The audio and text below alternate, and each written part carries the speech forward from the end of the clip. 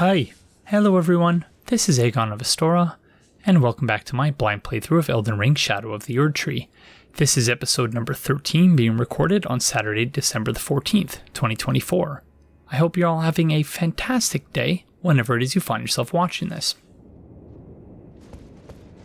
So, we ended the last episode quite lost and confused, and we begin this episode still quite lost and confused. The sound of the footsteps of the marionettes outside always freaks me out. So yeah, we're beginning this episode, as I mentioned, still quite lost and confused.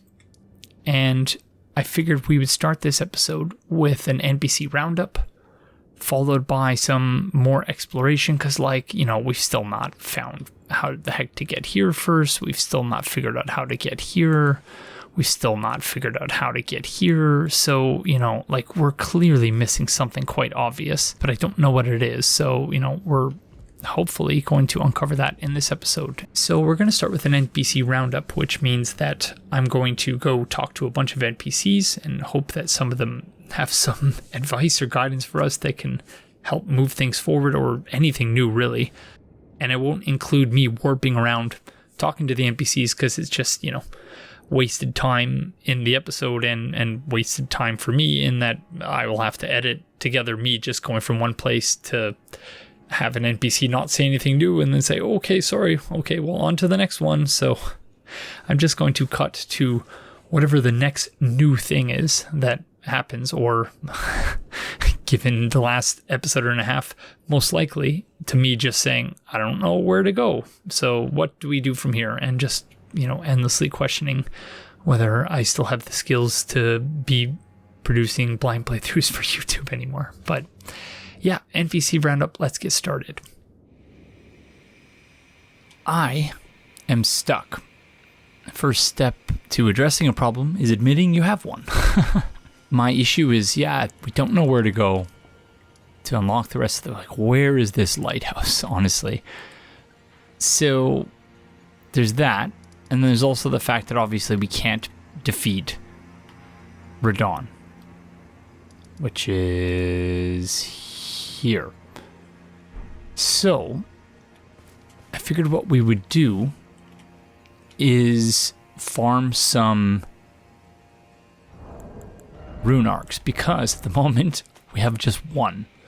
And that would, I think, be the most obvious and simple way of just bolstering our ability to defeat Radon, because, at this point I don't know what else to do other than we just need to continue to press forward and defeat Radon. And maybe Radon and Mikola aren't together constitutive of the final boss, that maybe it's not the final boss, and maybe I do need to defeat them in order to go forward. So yeah, I have no idea. But what we will do, and gosh, I don't even know, I did one or two summoning sessions in my main game. I don't think I included them, but I just wanted to make sure we don't have a password included. It doesn't look like we do. So we're going to want to leave a tarnished furled finger. And then, we'll see if anyone is able to summon us. And so the reason I came here is that, I found this boss fight to be not exceptionally difficult.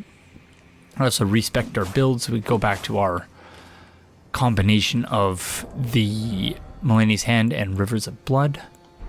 And, I don't know if this is in any way, shape, or form an optimal setup for co-op, but that's what we're going to do. So I guess I'll see you whenever we get summoned.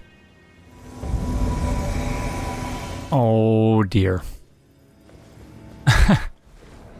Okay, this is not where I wanted to be. Hi. Because of course, I'm dreadful at this boss fight. So, yeah, this isn't going to go well, I don't think.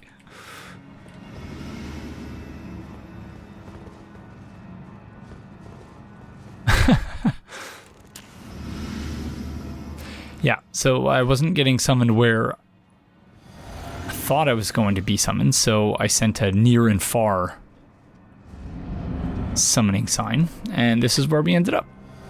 So I'm sure this is gonna go well.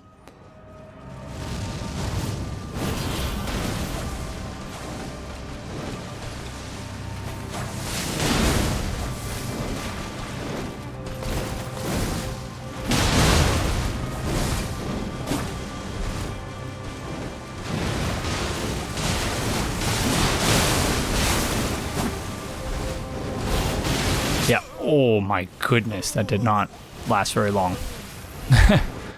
Sorry, friend.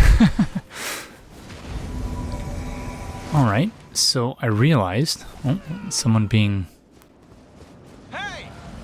Hello. Hey! So I realized that the whole summoning pool thing, you can only go and help someone who is in an area summoning someone with the summoning pool that you've activated. I was thinking about the summoning pool in the other direction as only really something that you can use to summon help for yourself. I hadn't thought of it.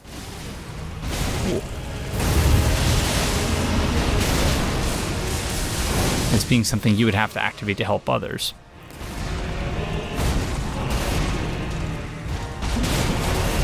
Oh, this is not good. Yeah, this is not a good boss fight for this. Because obviously we're not good at it ourselves, so how can we help others?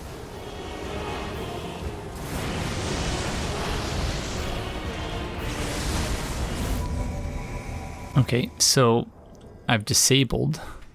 Hey! Hello. I've disabled the Inner Ilum summoning pool. Using the menu, you can go here and then go to map menu and summoning pool list, which is pretty cool. Yeah. You see this friend has already sent his elevator back down, which is great. That means presumably they know what they're doing. Hello. Lovey? I guess we're waiting for someone else to join, so... Should be able to summon Hornsent, though, if you're really concerned about the boss, friend. Oh yeah, indeed. Or Redmane Freya. Let's do it.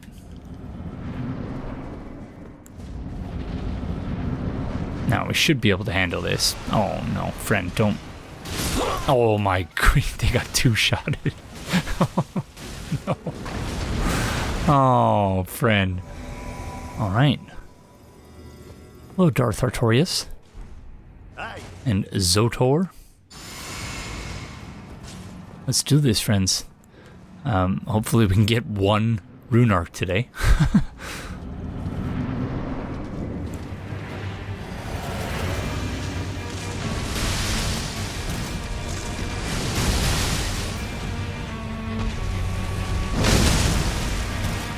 See if I can remember this boss fight.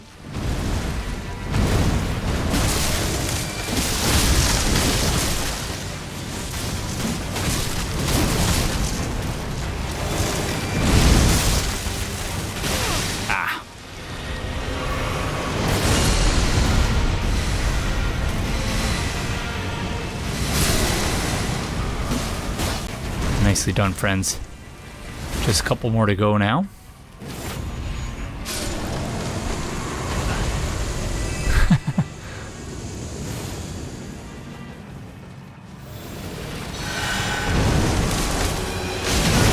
No. Probably should have been paying attention.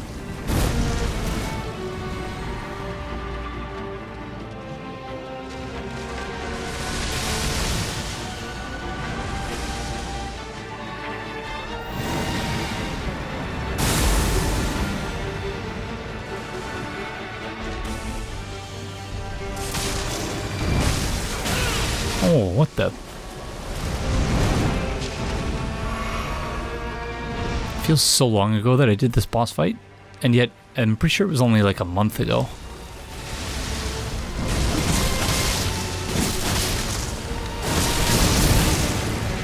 Yeah, we're not doing a ton of damage, presumably. Uh-oh. Because there's 3 of us.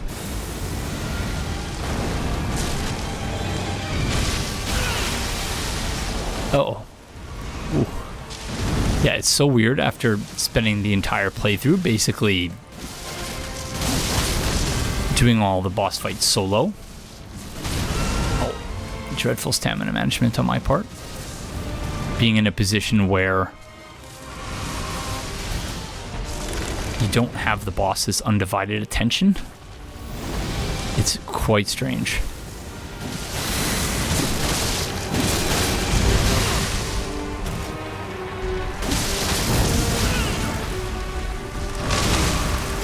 Oh, that's bad.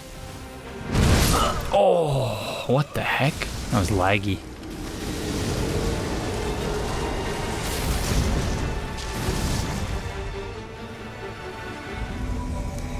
Alright, you think that eventually we're gonna get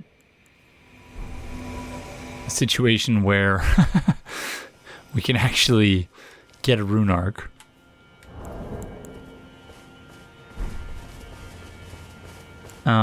And yeah, I think in that last boss fight, that was my own fault for being too, I wasn't cautious enough, but let's see if maybe this time we can perhaps do a bit better.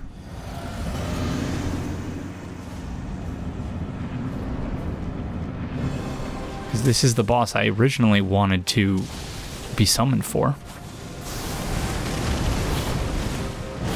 Although I did unequip my boluses, I'm gonna need them.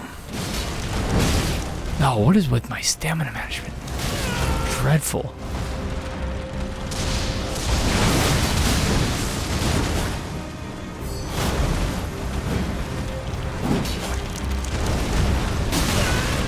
What the?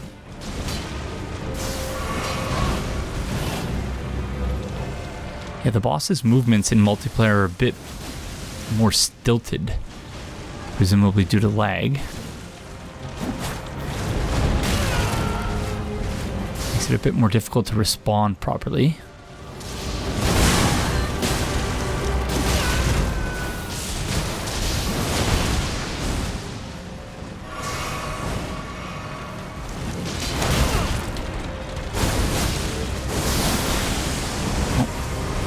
Second phase.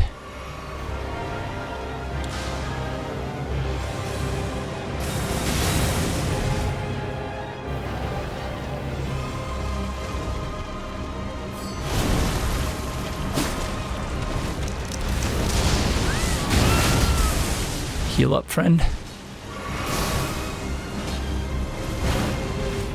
Gosh, I remember in Dark Souls 1 and Dark Souls 2, I was like the master summon.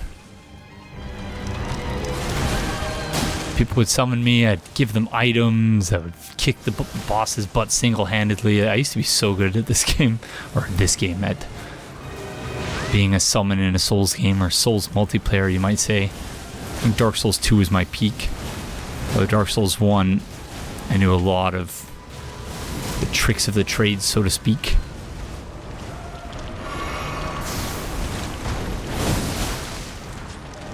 Whereas I feel like I'm being carried to some extent here. Gosh darn it.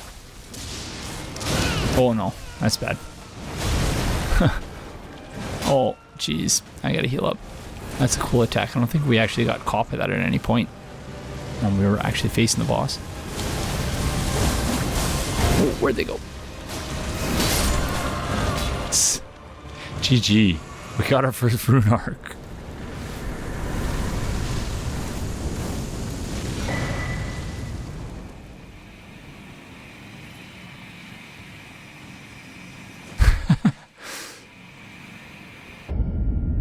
Oh, the ring. Okay, that's cool. What did we do to earn that? I guess help someone in multiplayer? I'm going to assume this is the key to defeating Radon. We just have to do this, and then he'll be putty in our hands. Alright, next summon. Near, far, wherever you are, Regret will be there for you to be carried. It's terrible, I'm sorry. Okay, another person at the Golden Hippopotamus boss fight.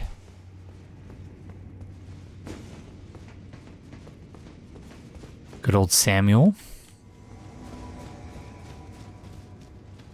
Oh, okay, never mind. We're helping in the area, I guess. Oh. Oh, or not. I guess the boss had not. Oh, wait, are we? Okay, what's going on?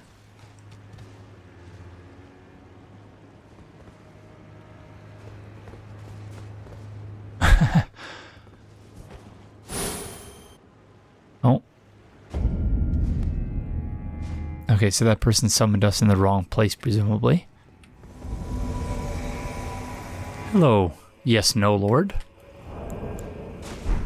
Hey! You're beautiful. Let's get Hey!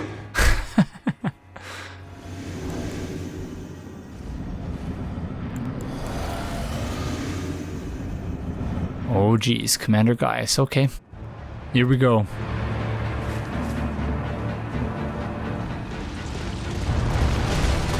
Not my best boss fight, as everyone knows. But maybe I can keep him distracted so that the yes, no lord can get some nice attacks in. Oh my goodness. Dreadful help I am.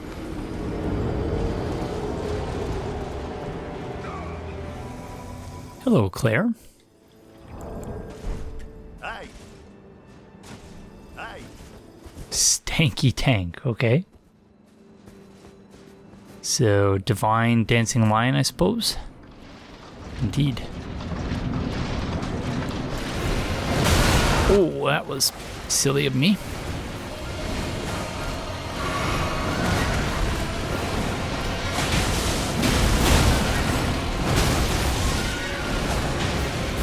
So it must really scale your level down, because I feel like at this point we really shouldn't be getting damaged that much by this boss.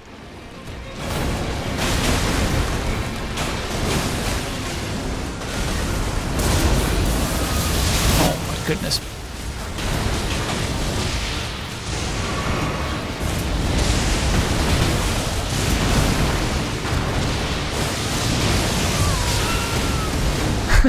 This is not going well.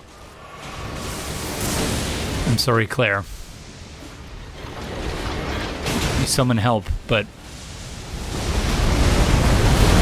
Oh, that's a... I assume that's Radon's attack. Oh, I have no stamina. Wow, I got carried there like crazy by Stanky Tank.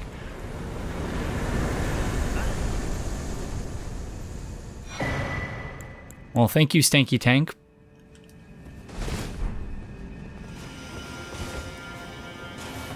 Hey! Hey! Hey!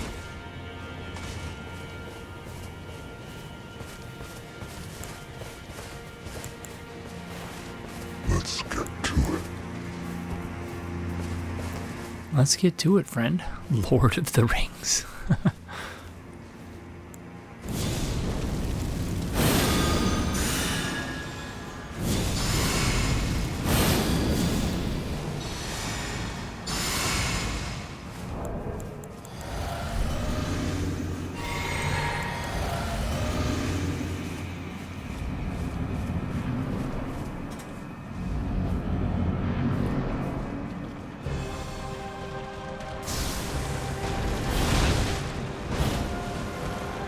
A little bit of lag here.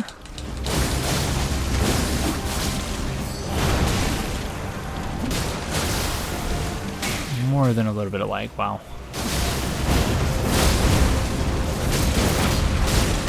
Oh my goodness.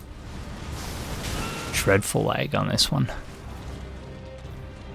I suppose I shouldn't have cross-region summoning enabled.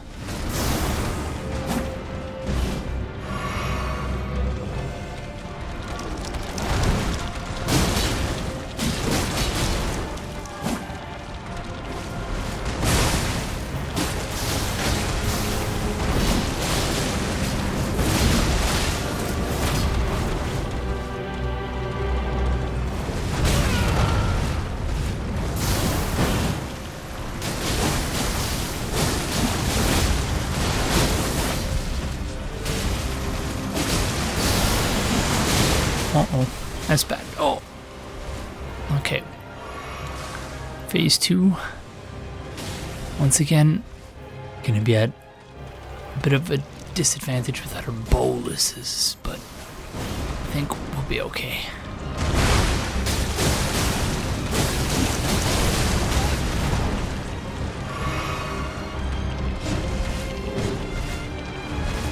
Oh my gosh, the lag.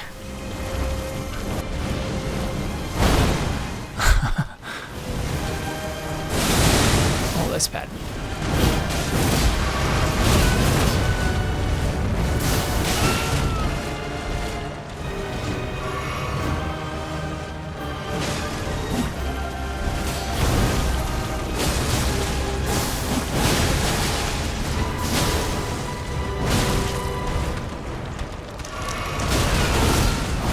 Oh no, don't die, friends.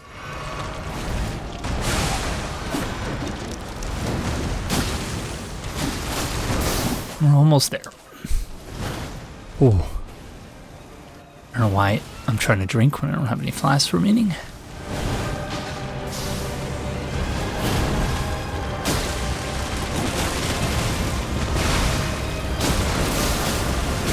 Oh, we were so close.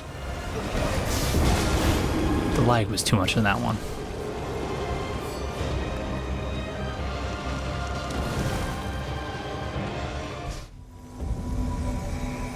Oh, hello, Hansel. Hey! Hey! And Bane. Oh, I was half expecting Gretel, but terrible joke. Hey! They really put you at a disadvantage with the summons here because you have excuse me, you have to go all the way down to the bottom, and then your summons have to follow you quite some time later. Tholier? Summon is, who the heck is that? Tholier? Okay, weird. That looks like an NPC.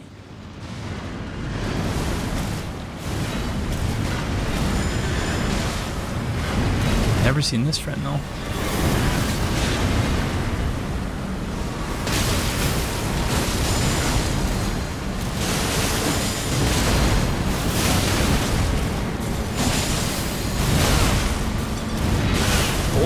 Oh, jeez Louise.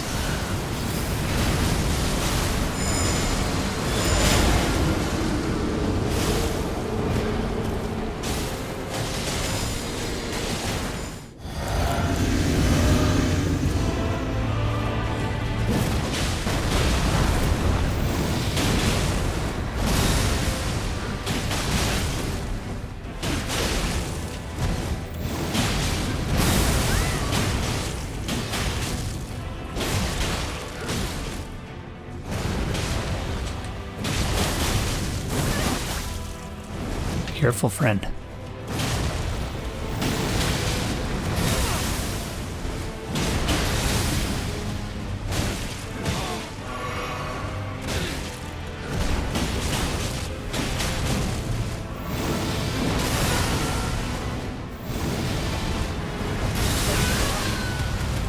Forgot about the need to delay for that dodge.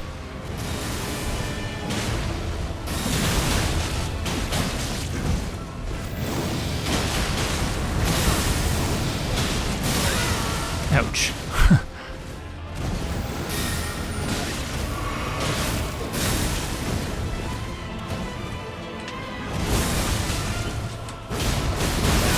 Ouch. Okay, this is not going exceptionally well thus far.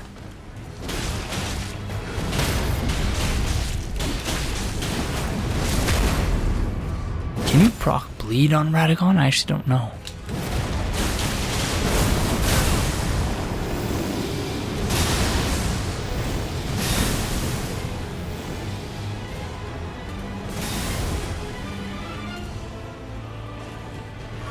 We're not going to have any flasks left for the second phase.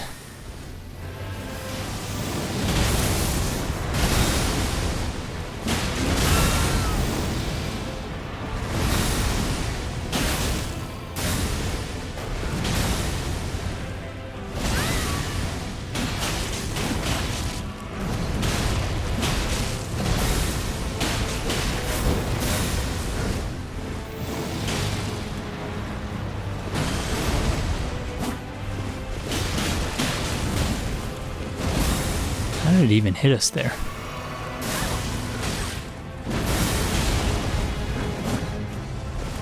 Almost got him, friends.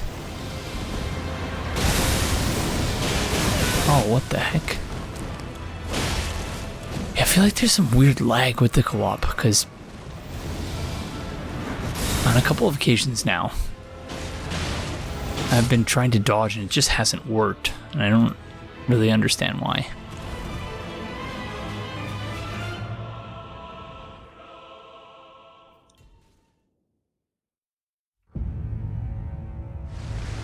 Okay, here we go. No HP.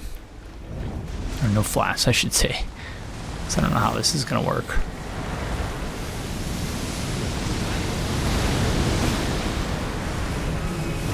Oh no. Oh, this is bad.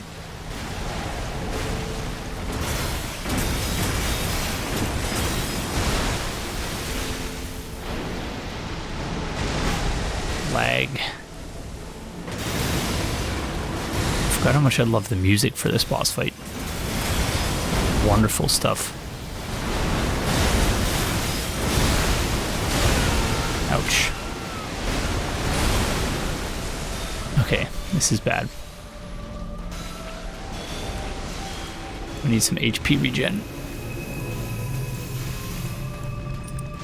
Oh no, that's not what I want. There we go.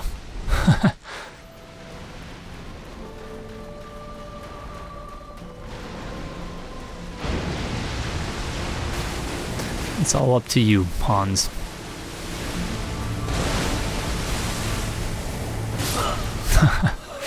Rip, sorry Hans, you can do it, friend.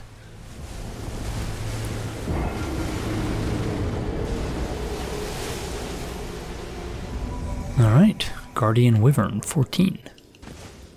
Hey.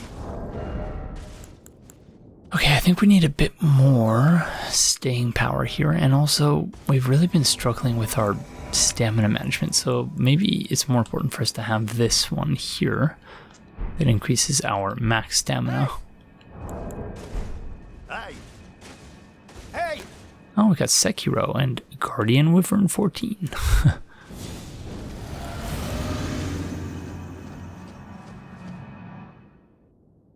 Interesting that it warps all of us at the same time.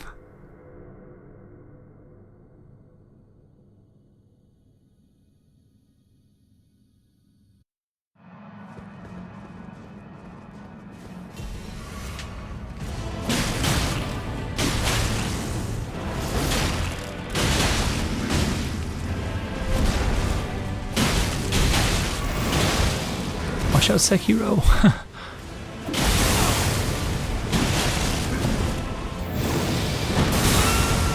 I thought I dodged that. Oh, and I thought I dodged that, but apparently not.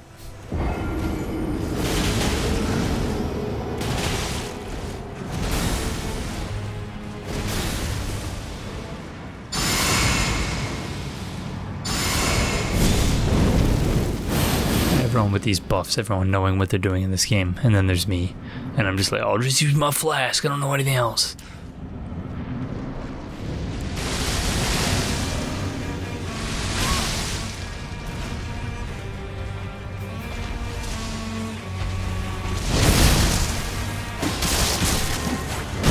Ouch.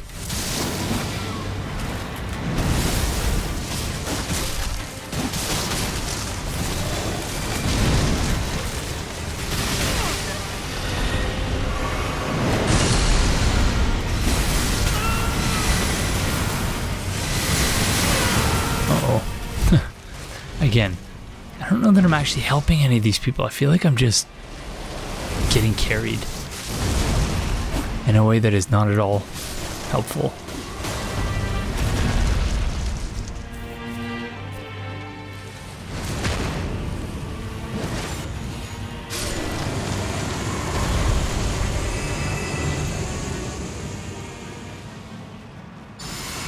Thank you.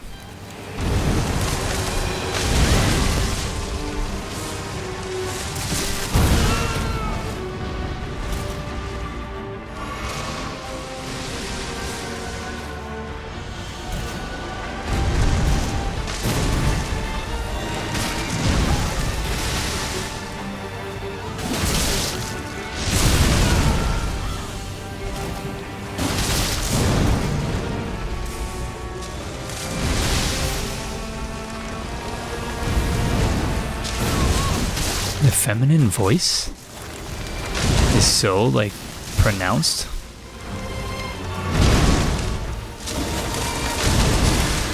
You really hear them screaming.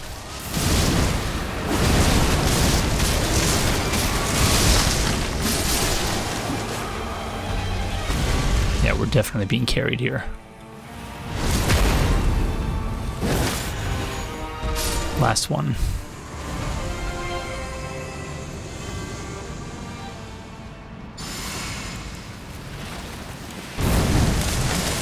Oh, that was stupid. Not the right time. Oh, I don't remember how to dodge that. I guess just luck.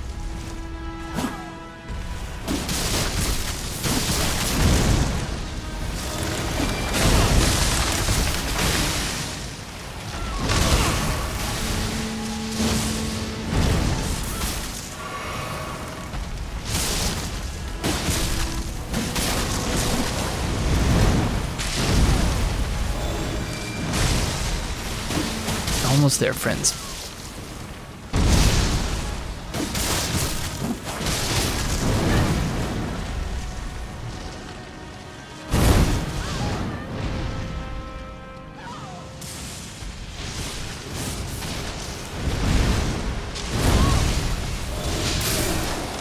Yes. Again, I don't think we're in that at all, but I will certainly take it.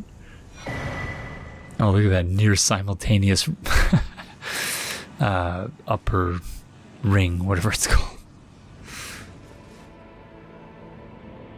Alright, hold on, friend. Tomo. Or no, Moorcat. Oh, be careful. Yeah, they really don't give the host of fingers an opportunity.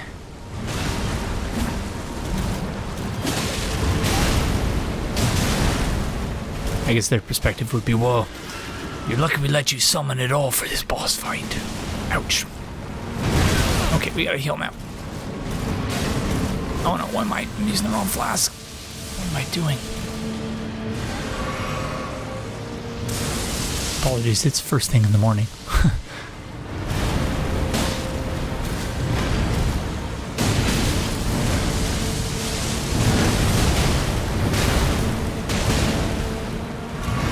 Not bad. I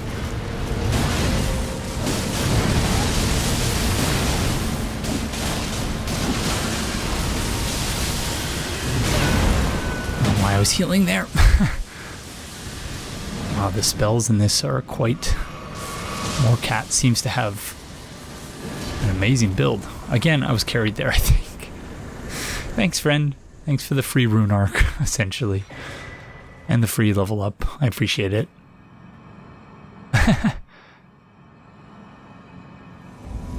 Alright, let's see if we can contribute to this one. Hello.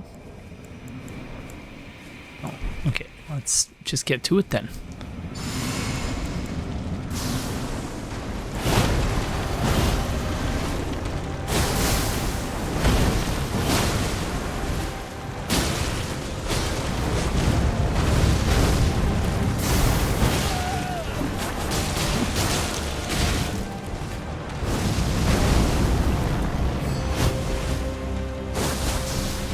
Even close. Be careful, friend.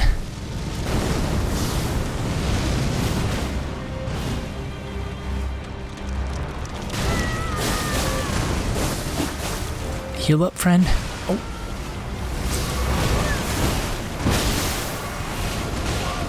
Heal up.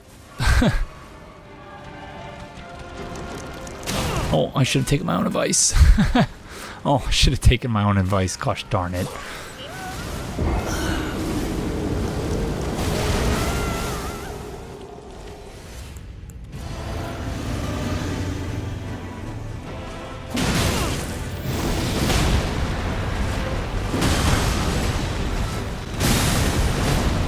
Whoops. Oh no. Oh my goodness. I'm sorry, friend. That was terrible.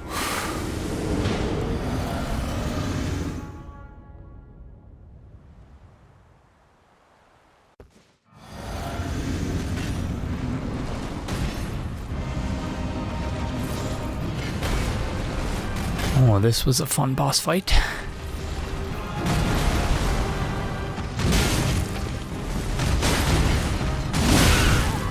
Do not remember at all how to manage this one.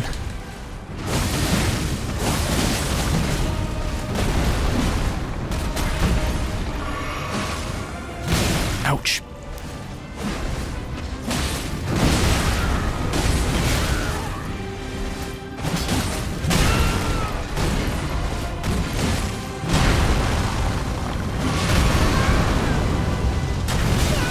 Oh, how did I not get away from that? Oops. Oh, jeez. This is not going well.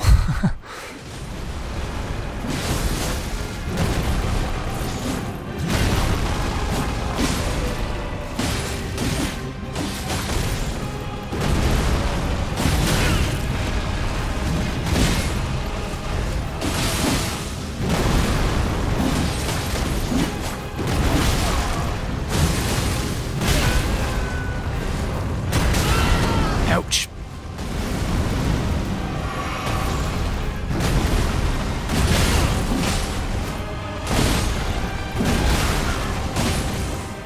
Okay, we did it. Second phase. I don't know how long we're gonna last in the second phase, though. I only have 3 flasks. Oh, goodness. I remember this being a nightmare.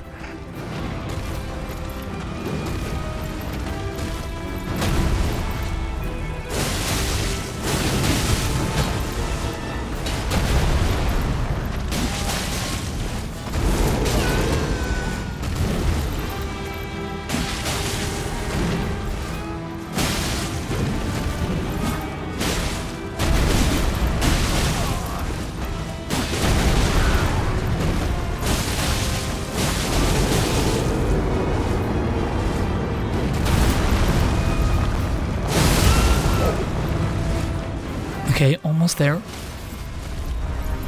Nice. No, okay, they didn't do any damage for some reason.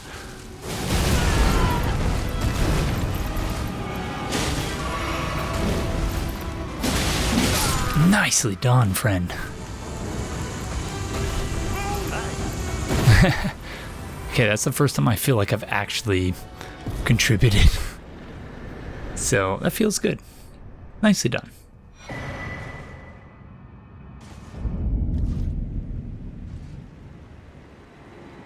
Hello, friends. It's been about a month. In fact, I think it's been almost exactly a month since I recorded the previous segment. Yeah, that was December 17th, and it's now January 18th. So, hi. I hope you all had a wonderful, restful, and wonderful and restful holiday season. I ran out of adjectives there. So, my apologies. So, yeah, I don't have a ton of time today because Relay of Astora is napping in the other room and her nap is almost over, but I had, 20 minutes or so, in theory, to do some more recording. And because it's been so long, the longer it's been since I've recorded, the sort of more imposing it becomes because my list of things to talk about just keeps getting longer and longer. And so I guess we'll just start by looking at my notepad here. And there was a reason I came to this specific site of grace, or at least I thought there was. And it has something to do with those servants of rot that are not aggressive. And yeah, I guess we'll get into that in a second. But I figured if nothing else, we'll have a nice backdrop if I didn't know exactly where to go. And I think where I meant to go was actually this area here, because I think that's where that Servant of Rot friend is, or at least one of them. But anyways, we'll get to that in a second. So I have some notes here that we need to discuss, so let's get started. Okay, so first things first. We are finally up to 20 rune arcs, and I doubt that's going to be enough, but we're not going to start using them right away, not until we're at a point where I feel confident that we're getting close to being able to defeat the boss. But we have 20 Rune Arcs. We didn't earn all of them through, I don't remember exactly how many we earned through each, but we earned, a handful through Jolly Cooperation, and for the rest of them, I just farmed rats at, where the heck was it? I think it was beside the Rampart Jail in Castle Morn in the base game. So, yeah, I don't know if that's the best place to farm, but I remember there being rats there.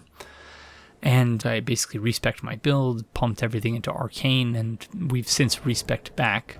And I think the build is a bit more optimal now. 65 in Vigor, 65 in Endurance, 66 in Dexterity, 50 in Arcane. We don't have a ton in mind because there's not really sufficient openings to use Bleed on, or to use our L2 attack on the boss, on Radon and Mikola. And I seem to recall that they didn't seem to be susceptible to Bleed. So maybe I'm wrong about that, but maybe the threshold is just really high. But it just didn't seem worth it to have a ton of FP, so that's how we've respec'd our build.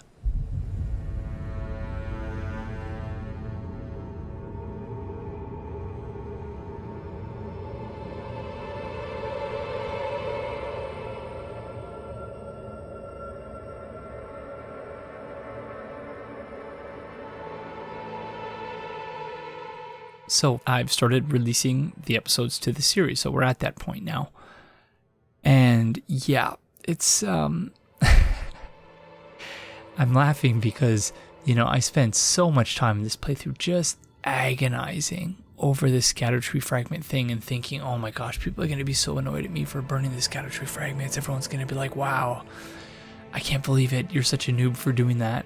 And yet it was the complete opposite reaction, which is people are rightfully getting annoyed because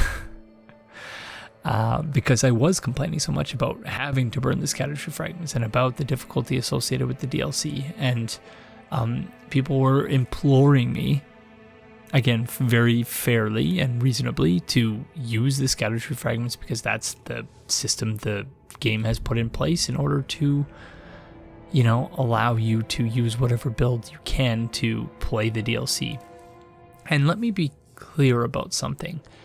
So there were a lot of people in the comments blaming the person who told me that there was a mechanic in the game for adjusting the difficulty and saying that that person set me up to, have a terrible experience and that they're responsible for me sort of misinterpreting the purpose of the Erdtree fragment system. That's not the case at all.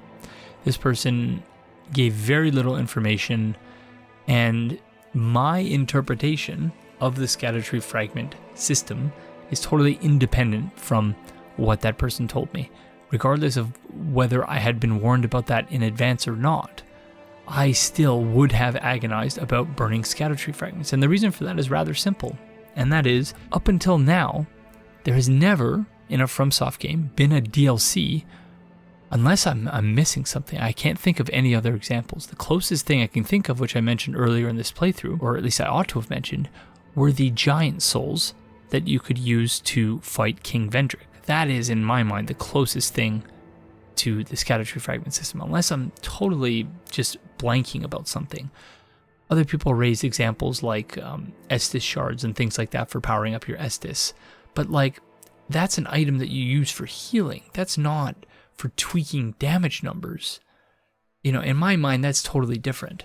So several people have argued that there wasn't any other way. FromSoft had to do it this way, and they told everyone, burn the Erdtree fragments, burn the Erdtree fragments. Otherwise, the DLC, there won't be any progression, and the leveling system just doesn't work for it.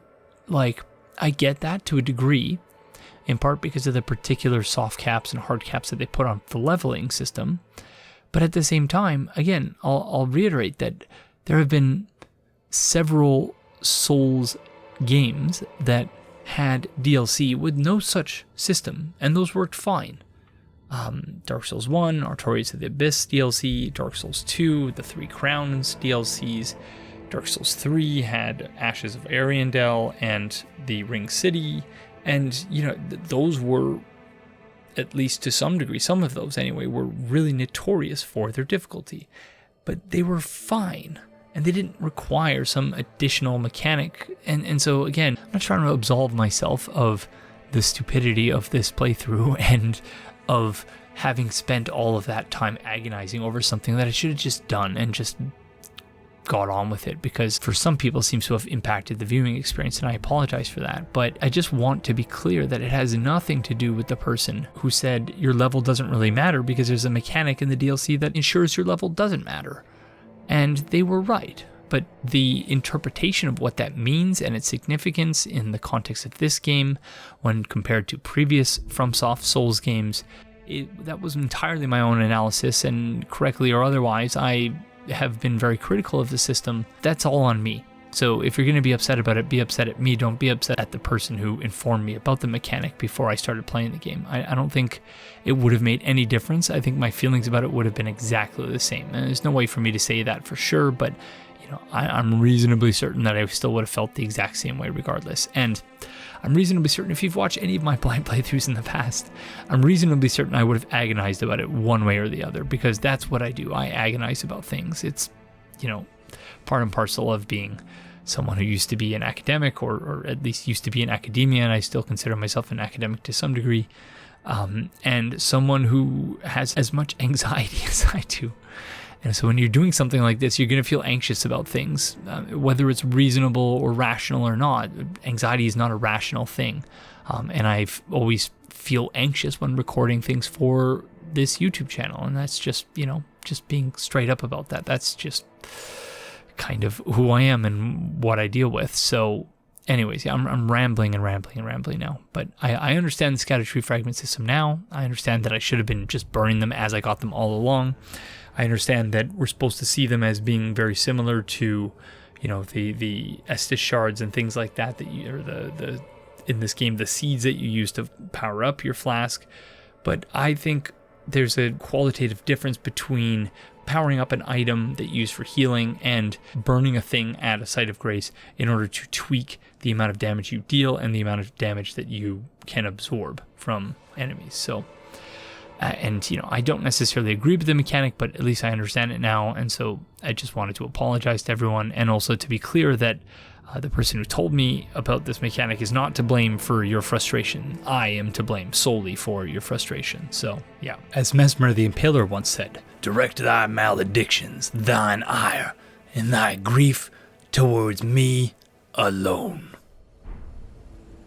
So I've been thinking about the sealing tree, the notion of the sealing tree. So the sealing tree was right here past the Church of the Bud. I think the sealing tree and the idea of the sealing tree is actually quite interesting, because of course once we destroyed the sealing tree, we burned the sealing tree, it revealed a near Ilum to us. And so I've been thinking, what other sealing trees are in the game? Is the Scatter Tree a sealing tree? Is the Erdtree a sealing tree? And if they are, what have they sealed away? The Erdtree, I think, is probably the best candidate for being a sealing tree, because of course the Scatter Tree is the shadow of the Erdtree. So the Erdtree is presumably, anyway, a sealing tree that casts a shadow on... I was saying that as though it made sense, and now I'm thinking about it. I'm not sure that it entirely makes sense, but we know that the Scatter Tree is the shadow of the Erdtree. So does that also mean that when the Erdtree emerged, it sealed off the realm of shadow? It's a very preliminarily formed idea, a very rough idea, and I'm not really prepared to take it any farther than that. But yeah, I've been thinking about it, and this idea of a sealing tree I think is actually quite interesting. Something else I don't have on my notes here, but now I'm seeing it here on the map and realizing, and I realized this during editing as well, that it's not something I've talked about, but I probably should.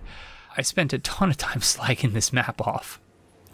And to be fair to Ymir, to be fair to the Count, it's pretty obviously for the Finger Ruins of Rhea. I don't know why I wasn't seeing it.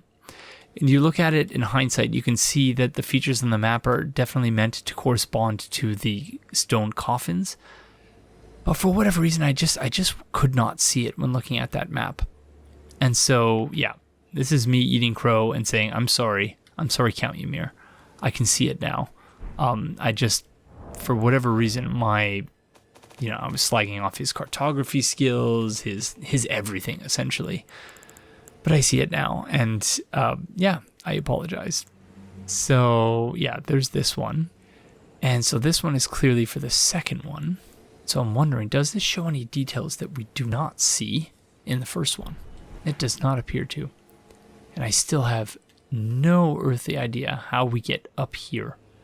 We can go through this tunnel, which leads to the Tree Worship Sanctum. But how do we get here? Yeah, no clue. No clue whatsoever. And it's frustrating me because that's presumably how to advance Count Ymir's questline. Yeah, no idea. Okay, the next item on my list is to talk about the definition of calculus. And again, it's been more than a month since I recorded last, and even longer since I made this note, so forgive me as I'm trying to remember as we go what I meant to actually talk about here. But let's start by reading the item description. Spirit calculus, an exceedingly rare to find calculus, suffused with spirituality, material used for crafting items, found by hunting horned beasts in the ancient ruins of Rao, has a distinctive acrid odor, which some claim to be a sign of particular spiritual potency.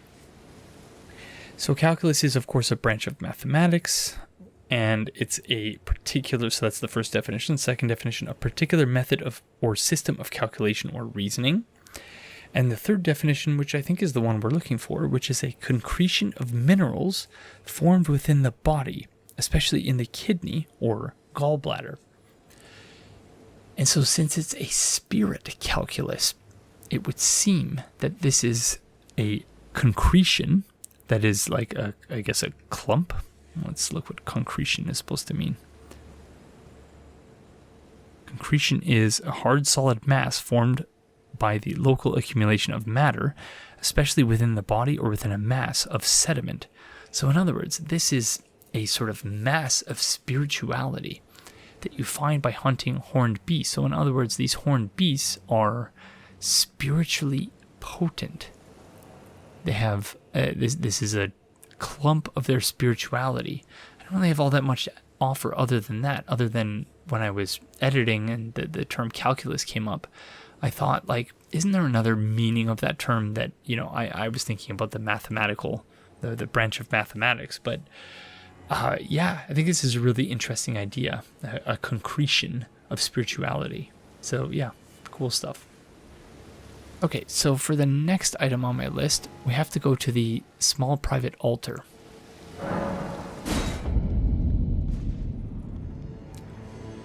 So there are some things I notice in editing, and because of course I started releasing episodes now, there are some things that people have pointed out that I missed, or things that, I'm not sure that I would have been clever enough to figure out on my own. And this is one of those things. I think I just went the wrong way. Yeah, I need to go here. That apparently, sorry friends, if you pop on, and maybe I'm too late for this because Grandam is sleeping, but if you pop on the Divine Lion Helm, Divine Beast Head, and something happens with Grandam, and, I say I'm not clever enough to have figured it out. Probably should have. It's right here. And someone pointed out in a comment that I read a message. Yeah, that said something like this. And, of course, given how poisoned the well of the messages in this game is, I assumed it was a stupid joke about sexual assault or something like that. So I didn't clue into what it might mean, even though, again, this is here. So, it should have been obvious, but yeah, I don't claim to be smart. I spent a lot of years in school But yeah, so let's see if this does the trick.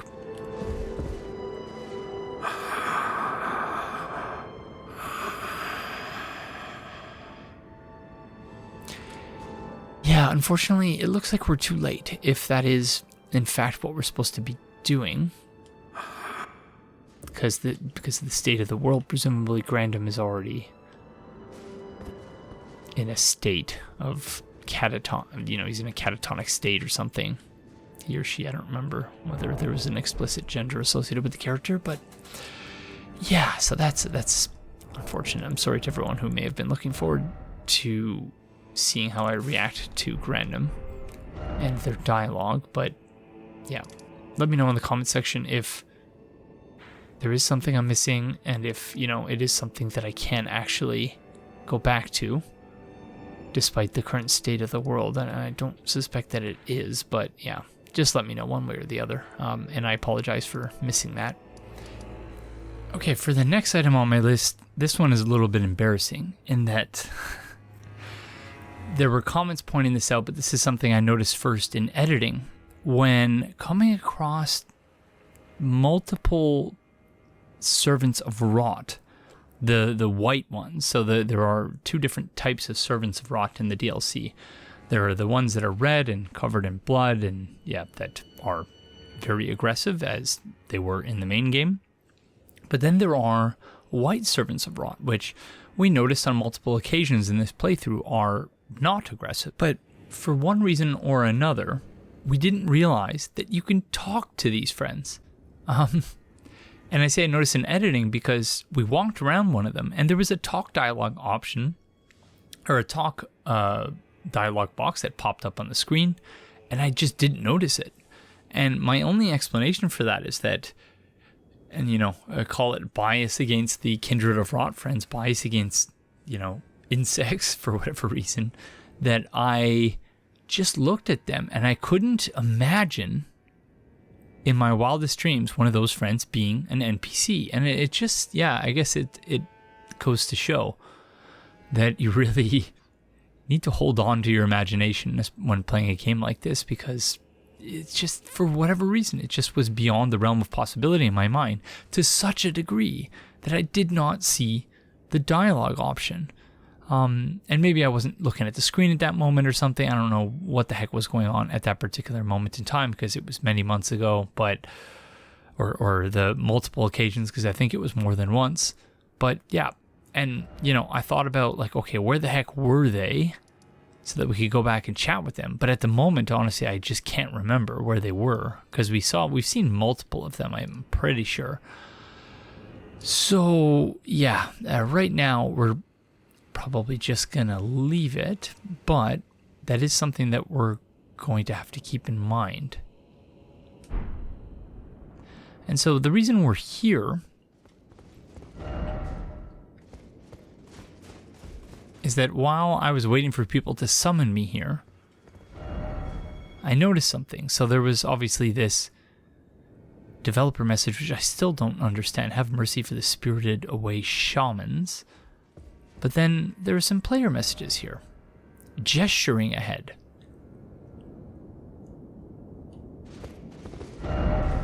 Praise the gesturing.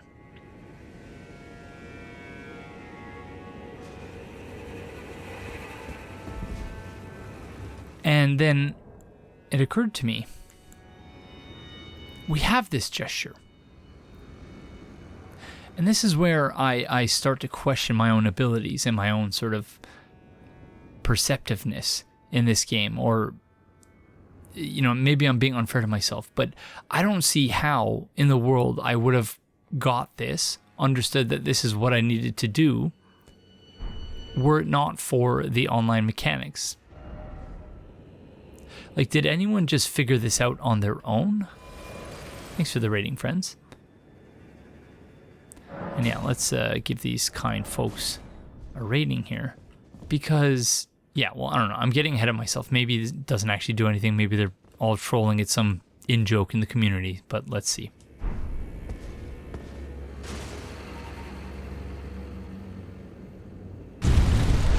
Oh my goodness.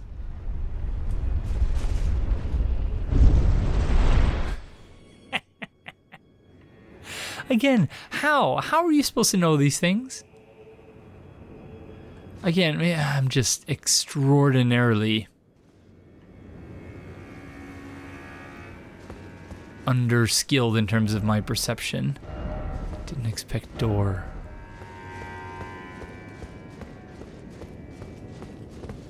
Oh my goodness. Oh my goodness, finally. Okay, but that, it doesn't seem would help us get down there, but at least this is a start. We've been stuck for so long. In real time anyway, I've been stuck for a couple of months. So, yeah, it just goes to show. Thank you for the messages, friends. Because, again, I don't know how in the world I would have been able to figure that out. I do still have some additional items on my list, so there's a Site of Grace right there, but let me just look at what I have here. I have several items about Radagon and Mikola, and then I have one about the Shadow Realm in general, so yeah, we'll light the Site of Grace and then let's have a chat.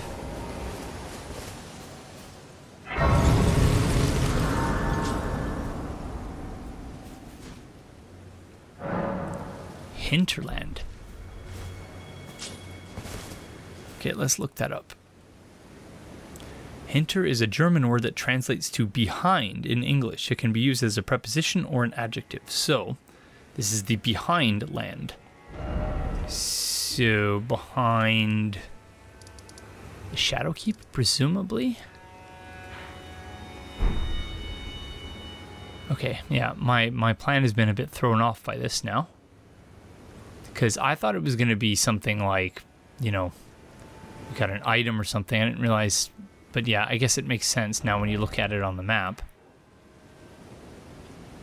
Because previously, from the tree worship passage, you're going under all of this. There was a tunnel of some description. And so, yeah, makes sense. Gosh darn it. How are we supposed to know to do that? Oh Mother kind of makes sense when you think about where did we get that gesture? I want to say that was Bonnie Village where we got it. There was a statue or something. I don't remember what the statue was of. But if you think about Mesmer, the way he just talking about Mark all the time, oh Mother,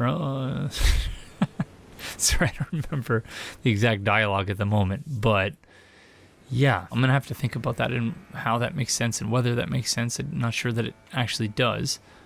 And you know, obviously there's a lot of magic in the world and you can't really think about things too much, otherwise it'll fall apart. But like, how does a statue recognize?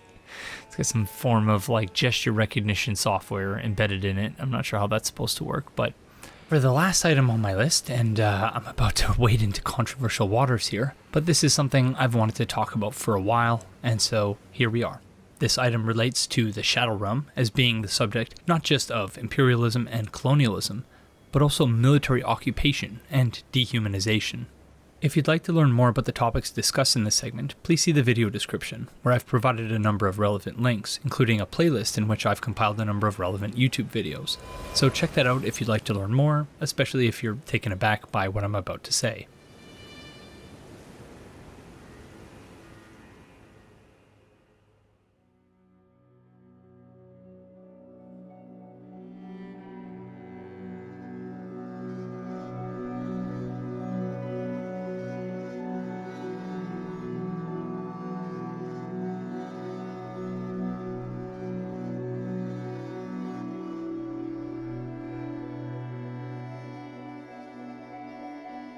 In my video essay, I characterized the Shattering as an internecine war, which is to say that it was destructive to both sides in the conflict. And I think the same is true of military occupations. This is especially apparent in my reading of the Shadow of the Erdtree DLC. but this reading is inevitably colored by the fact that I've spent a lot of time thinking about military occupations since October 7th, 2023, when Palestinian resistance fighters breached the fence erected to keep Palestinians confined to the Gaza Strip. Once past the fence, they killed hundreds of IDF soldiers and Israeli civilians, and took more than 200 prisoners. In the process, they embarrassed and enraged what is perhaps the most technologically advanced military in the world. This led to what can only be described as a genocidal campaign against, and a brazen attempt to totally eradicate, Palestinians in the Gaza Strip. Notice that I didn't refer to them as Gazans, and that's because many of them are not, in fact, Gazans, but refugees or descendants of refugees who were ethnically cleansed from their lands in 1948 to pave the way for what is now known as the State of Israel, a settler colonial ethnocracy premised not just on Jewish supremacy, but also the dehumanization of Palestinians. Palestinians refer to this event fittingly as the Nakba, or catastrophe, during which 750,000 Palestinians were forcibly displaced from their homes and never permitted to return.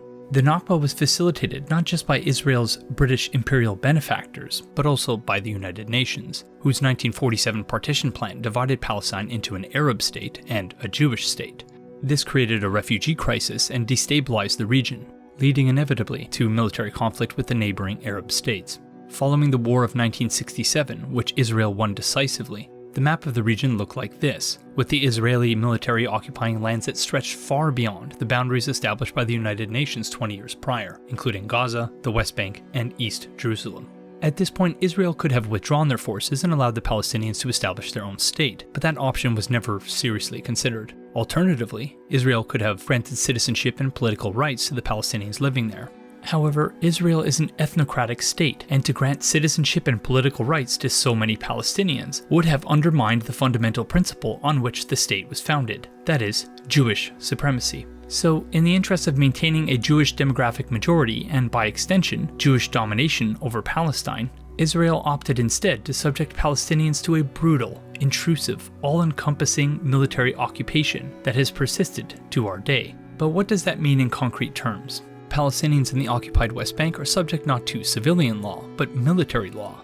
This means that Palestinians as young as 12 can be arrested at any time, for any reason, and they can be held indefinitely without charge. So even though the Western news media have focused almost exclusively in the past year on the plight of Israeli captives, who number in the hundreds, we hear almost nothing about Palestinian captives, who number in the thousands. Palestinians in the West Bank cannot obtain building permits, and so many Palestinians will go ahead and build anyways, only to have these buildings later destroyed by Israeli authorities. Meanwhile, for decades, Israel has been expanding its West Bank settlements, which are illegal under international law. Massive walls separate these illegal settlements from adjacent Palestinian villages, cutting Palestinians off from their own land. Palestinians cannot use the same roads the Israelis do, and wherever they go, they must pass through military checkpoints where they are profiled by invasive AI systems that are linked in turn to Israeli intelligence apparatuses. In other words, their movements are closely monitored and controlled. In villages occupied by Jewish settlers and Palestinians like Hebron, Palestinians are only permitted to walk or drive on certain streets. They are prohibited from entering certain areas, which are referred to as sterile zones, which are set aside exclusively for use by Israeli settlers. This is, to put it simply, a system of apartheid, in which the presumed supremacy of the Jewish people and the subhumanity of the Palestinians is codified in Israeli law. Indeed, the 2018 Jewish nation-state law affirms that the right to national self-determination in the State of Israel is exclusive to the Jewish people. In Gaza, from which the IDF nominally withdrew its forces before Hamas rose to power in 2007, military occupation persists in a different form. In effect, Gaza is an open-air prison, subject to a military blockade and various forms of panoptic surveillance and control at the hands of the IDF. With crucial support from the US government and military-industrial complex, the IDF also periodically and indiscriminately bombs residential buildings and other civilian infrastructure, including hospitals, schools, and mosques. They casually refer to these deadly, periodic bombing operations as mowing the lawn. This means that Palestinians in Gaza can't even imagine thriving because they're preoccupied with merely surviving. It was in this context that Palestinian resistance fighters attacked Israel on October 7th. In the West, this history of dispossession, military occupation, colonial violence, and apartheid has been intentionally obscured in favor of a distorted reality in which history started on October 7th. On this view, there was no precedent or justification for the violent acts committed by Palestinian resistance fighters on October 7th. No dispossession, colonialism, or ethnic cleansing, no system of apartheid, no military occupation. Only acts of terror committed in a vacuum. There's nothing new about this kind of discursive sleight of hand. Indeed, as Paulo Freire wrote in the late 1960s, it is always the oppressed who are disaffected, who are violent, barbaric, wicked, or ferocious, when they react to the violence of the oppressors. Colonialism is, as Frantz Fanon argued, inherently violent. And for this reason, the one language colonizers understand unequivocally is that of violence. It follows for Fanon that violent resistance may represent a prerequisite to decolonization. The violence which has ruled over the ordering of the colonial world, which has ceaselessly drummed the rhythm for the destruction of native social forms and broken up without reserve the systems of reference of the economy, the customs of dress and external life, that same violence will be claimed and taken over by the native at the moment when, deciding to embody history in his own person, he surges into the forbidden quarters. So it goes without saying that military occupations are harmful to those whose lands are being occupied. But what about the occupants? The tragic irony in all of this is that the State of Israel was ostensibly created as a safe haven for the Jewish people, who had long been persecuted and subject to anti-Semitism in Europe, culminating in the Holocaust, during which 6 million Jews were exterminated. It's understandable, of course, that the Jewish people would experience an overwhelming sense of existential anxiety in the aftermath of the Holocaust. In seeking a refuge from oppression and genocide, however, the people of Israel became the perpetrators of oppression, and later, of genocide. In the process, Israel has mired itself in a state of perpetual violent conflict, and this conflict will persist for as long as Zionists try to gaslight the world into forgetting that their nation was founded on land violently stolen from Palestinians. As we've seen time and time and time again, Palestinians won't allow that to happen. They won't allow the world to forget. Indeed, despite the seemingly endless stream of grave injustices they've endured since the Nakba of 1948, Palestinians remain resilient and steadfast in their resistance to the occupation. Each time Israel escalates its efforts to subjugate and control Palestinians, the resistance only becomes stronger. Each time Gaza is flattened, the resistance rises from the rubble, and it will continue to do so until Palestinians are free. Until that time, the State of Israel will never be safe. And so, if the principal aim of Zionism was to create a safe haven for the Jewish people, then it's difficult to see it as anything short of a miserable failure. As Paulo Freire notes, when oppressors dehumanize others and violate their rights, they themselves also become dehumanized. As the oppressed, fighting to be human, take away the oppressor's power to dominate and suppress. They restore to the oppressors the humanity they had lost in the exercise of oppression. If the goal of the oppressed is to become fully human, they will not achieve their goal by merely reversing the terms of the contradiction, by simply changing poles. And yet, this is precisely what Israel has done. The people of Israel fled oppression only to assume the role of oppressor, and in doing so, they lost their humanity. It should be said that I'm certainly not the first person to make this argument. In conducting research for this segment, I came across an interview with the late Hadjo Miyr, a Holocaust survivor and physicist, in which he argued as follows. I saw in Auschwitz that if a dominant group wants to dehumanize others, as the Nazis wanted to dehumanize me, this dominant group must be dehumanized by diminishing their empathy due to propaganda and indoctrination. The same holds nowadays for Israel. I am appalled about how they do not see any human aspect in any Palestinian anymore. Zionists have given up everything which has to do with humanity.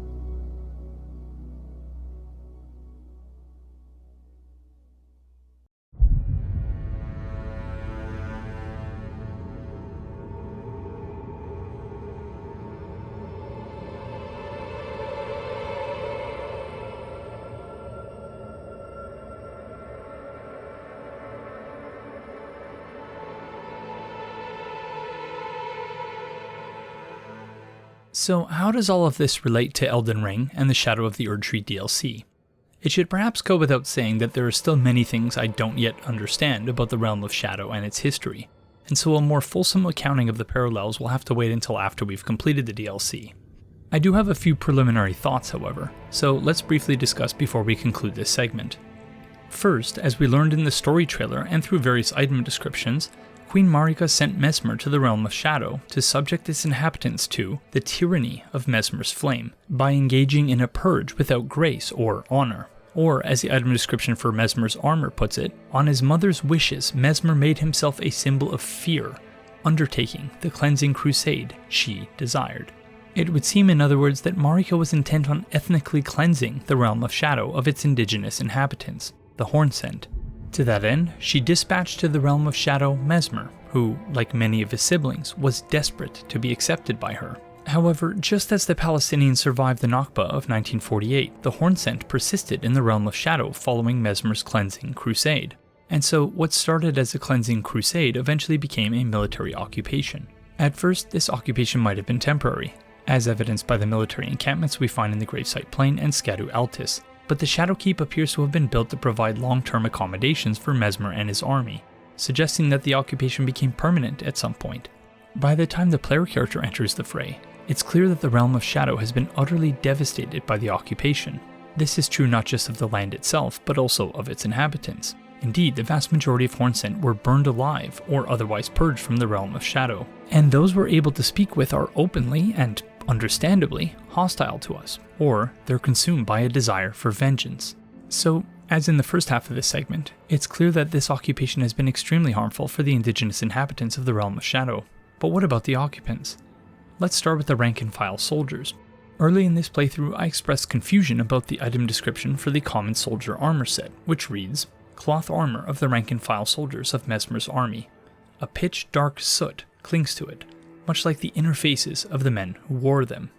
Initially, I wasn't clear what inner faces meant, but Rince later clarified that this was likely a reference to their souls.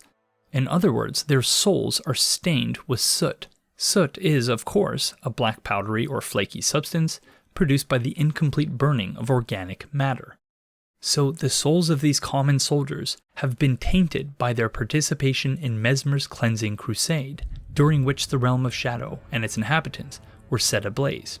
This point is made explicit by the item description for the Black Knight gauntlets. Gauntlets worn by the Black Knights, servants of Mesmer the Impaler. Black iron ornamented with gold. A rotten odor stubbornly clings to it. Perhaps it arises from the tainted nature of the blood that splattered upon it. Or perhaps it is the wearer's own blackened soul, festering after endless slaughter. This makes it clear that in the Realm of Shadow, just as in our world, military occupations are dehumanizing to all those involved. It also seems that in the Realm of Shadow, just as in our world, military occupations are unlikely to produce the desired outcomes. Now, I'm not entirely clear about what motivated the occupation of the Realm of Shadow from Marika's perspective, but Mesmer's motivation for leading the occupation seems clear. Mesmer, bereft of grace, appears to have been driven by his desire to be seen by his mother, to be loved and accepted by her. And so, when Queen Marika called upon him to set the Realm of Shadow ablaze, Mesmer, of course, obliged. And yet, when we encounter him, he seems nothing short of depressed. Credit once again to Rince, who pointed out in a comment that Mesmer sounds utterly bored when he kills you in his first phase. Rince also suggested that Mesmer is so worn down by the task given to him by Marika that he takes absolutely no pleasure in it. Perhaps Mesmer thought that Marika would call upon him to return to the Lands Between after he cleansed the Realm of Shadow. It would seem, however, that Marika never intended for Mesmer to return, as the item description for the Remembrance of the Impaler explains. A malevolent snake writhed within Mesmer, and so his very mother plucked out his eye and put in its place a seal of grace. Yet, having done so, her fear compelled her to secret away her child within the Realm of Shadow, hidden away, keeping company with the original sin and a hatred that would not be confined.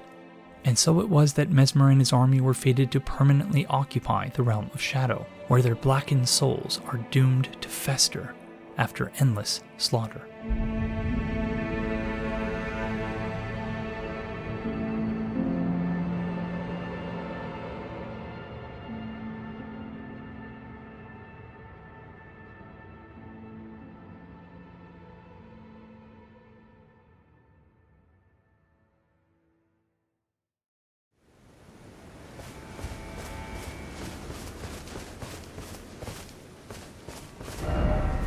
my original plan for this part of the episode was that I was planning to talk about viewer comments because, you know, of course, up until now I was lost.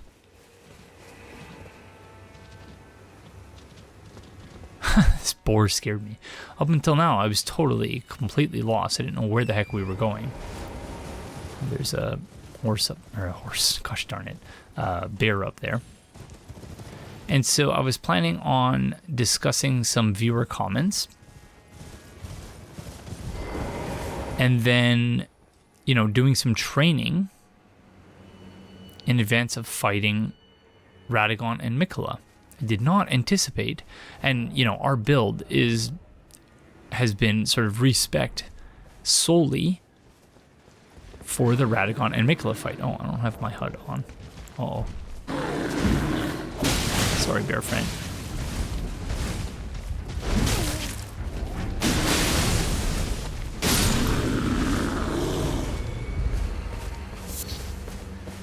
So, yeah, we're probably ill-equipped to continue at this point, but here we are. We're continuing anyway, so we can summon here, and that's interesting. So maybe we'll summon our shield friends.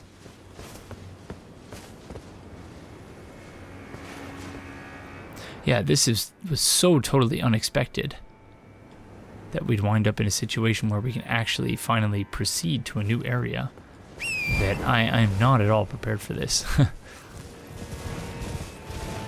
Lots of goats here. Hi, friends.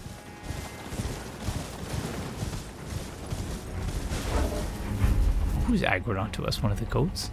Oh, just friend, stop. Leave me alone. Just want to look around. I'm not hurting you. I'm not bothering you. I may have killed your bear friend. I'm sorry about that, but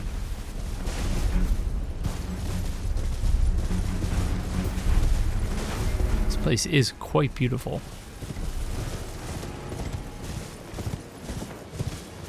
Again, another of those areas that is largely untouched, seemingly, by largely untouched by civilization, such that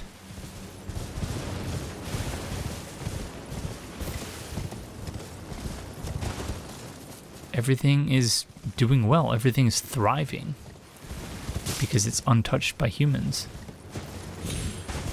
By virtue of being hidden behind a statue with some form of gesture recognition software embedded in it, of course.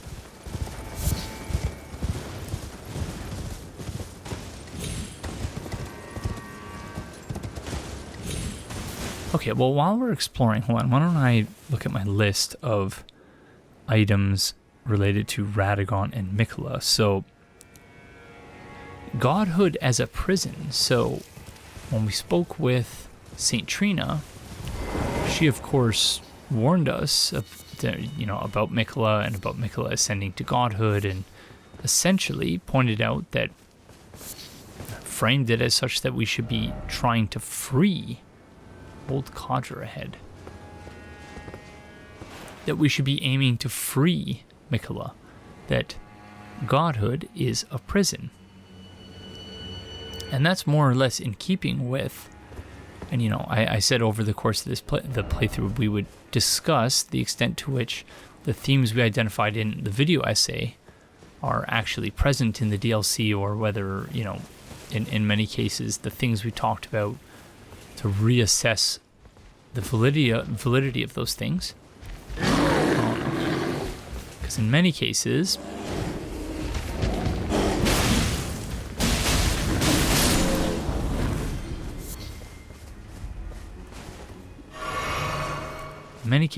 although I can't think of any examples at the moment, we were wrong about stuff. I say in many cases, like thematically, I still don't think we were wrong about a lot. I think thematically we were more or less on point, and I believe a couple of people in the comments of the video essay said as much as well. But we got many of the facts of the story wrong. if you can describe them as such. What is the point of this little plateau here? Yeah, not sure, but you know, obviously the military occupation and the theme about colonialism and imperialism, I think we were more or less on point about. Although, again, we didn't explicitly identify the theme of military occupation in the main game, but, you know, military occupation is often part and parcel of, you know, being subject of an imperial regime or, you know, being a settler colony.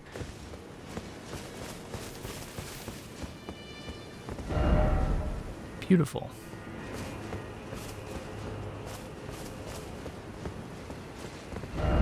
Why is it always God? No friend ahead. Okay, I think we're probably just wasting our time here.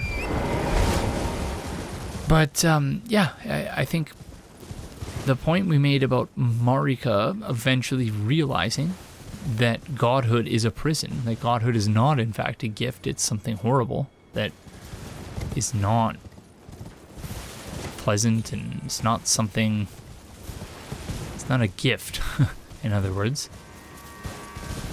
And we're hearing the same thing from St. Trina about Mikola. So, yeah, I think that tracks, that makes sense.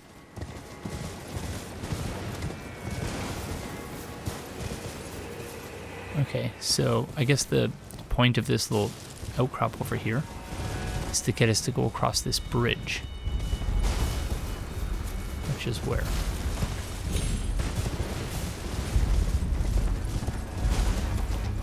No, that's going to be way too far down, though. So how are we supposed to get there? Oh. Friends, just chill out for a second. My goodness. They're very aggressive. But again, in their defense, they're not used to seeing humans here, it seems. Because look at all the beautiful flowers and, you know, everything is just lush and growing. It's again indicating a lack of human presence, because everywhere we go, everything we do, we end up screwing things up, making things worse for everyone, including ourselves. This playthrough is just full of uplifting messages. I apologize for that. So that looks like it just leads into an abyss, but on the map it makes it look like it's just a hole dug, it like they just dug a hole. But here it just never ends. Okie dokes. Well, let's get some help. Oh, that took almost all of her FP. Hi, friends. So next on my list, something I expressed confusion about, or surprise about, was the presence of Radagon. Why Radagon? And, you know, I'm still not clear on why Radagon would have been chosen as the consort and not Melania. What is this? Seems familiar ahead. Boss ahead. Didn't expect old deer.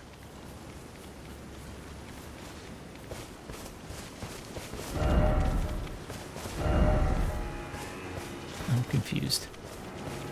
I wonder if it's one of the NPCs we missed. Oh, hello. Oh, good old tree sentinel. Okay, yeah, it has been a while, hasn't it?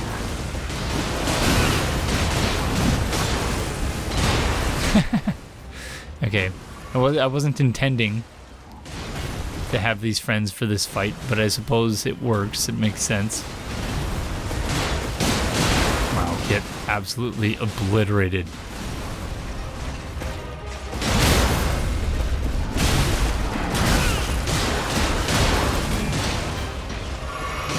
Get him.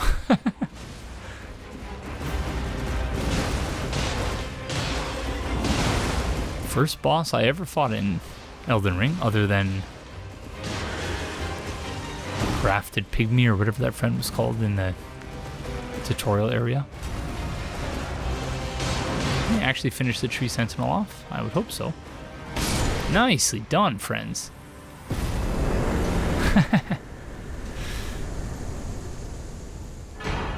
Great work. Blessing of Marika. Alright, well done. So, per Ansbach, he told us that Mikola absconded with Mohg's body to use as a vessel for promised consort Radagon. Or what? That doesn't make any sense. For promised consort Radon. To use as a vessel. Oh, yes, okay, that does make sense. So, essentially, that explains... Again, I didn't leave myself... Oh. That's interesting. Is there another boss here? Okay, well, we have to summon her because I don't know what is next for that quest line. Where are we?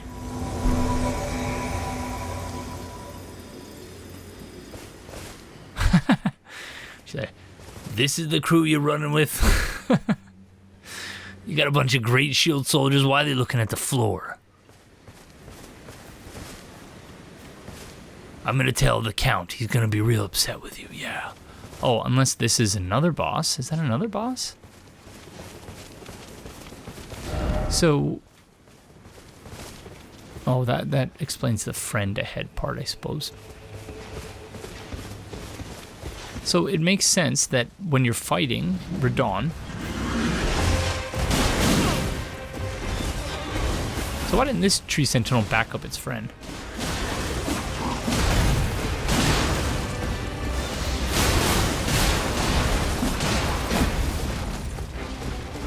This friend has a lot of extra HP by virtue of the summon and the... I'm not sure actually whether the... do so little damage. Good teamwork, friends. Oh. Is that nice?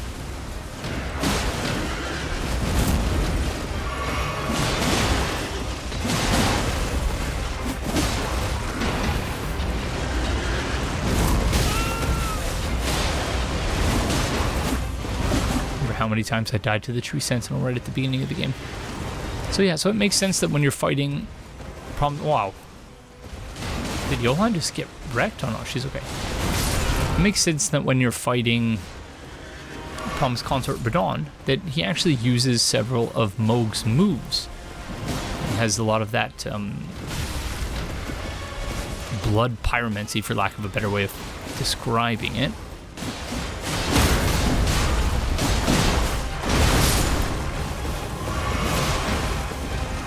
Is it the Great Shield soldiers that keep hearing that sound effect and thinking that the boss is open to a critical attack, but I don't think that's actually the case. Oh, okay, that time it was, but rip. So was that considered, that was considered a single boss fight? That's really interesting, actually. Okay, so now we have to remember to go back and speak to Jolan, however you're supposed to pronounce it. Okay, so these are all done, I think. That's done. Okay, so we'll go to the Cathedral, Divine Gate, front suitcase, small private altar. Yeah, we'll leave that because we want to see if, you know, maybe if after we defeat Mikola, we can go back and speak with that friend, and then likewise with Saint Trina. Oh, we don't have any companions anymore. I suppose that makes sense, but whoops. So yeah, so it totally makes sense, given that Radon was reanimated via Mohg's body. Makes sense that Mohg would still be in there somewhere, and that Radon actually ends up using Mohg's blood pyromancy. So pretty cool. Little thing I noticed while editing. Does that lead back to where we came from? That does. Okay, sorry, I was going the wrong way there for a second. Let me have a look at my notes again. Okay, let's see. Marika also... Oh, on the note about Marika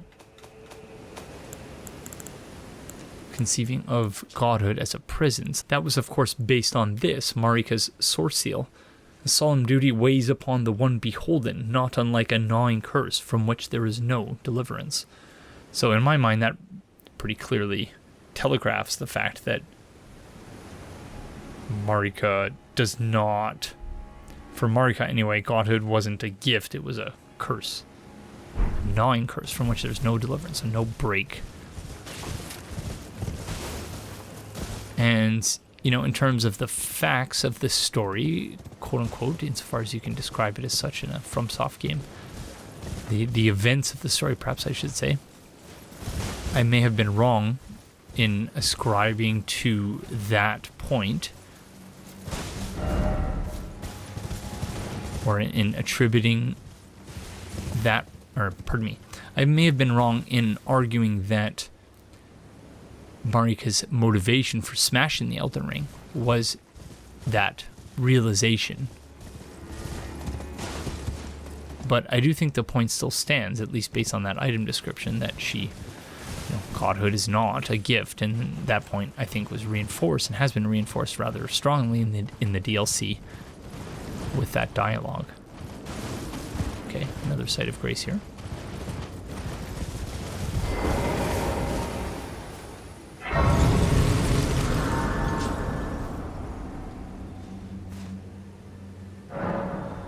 Hinterland Bridge.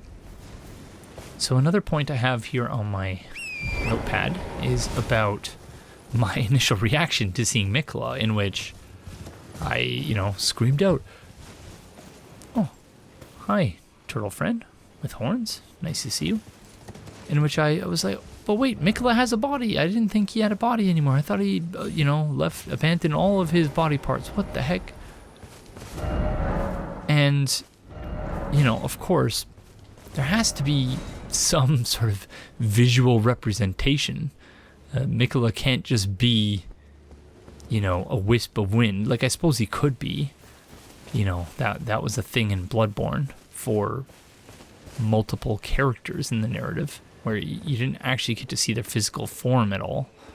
One, of course, being a baby, and, probably good reason why you couldn't see Murgo, that is tied to ESRB ratings, or what do they call it in Europe, PEGI or something, that you can't have a character like,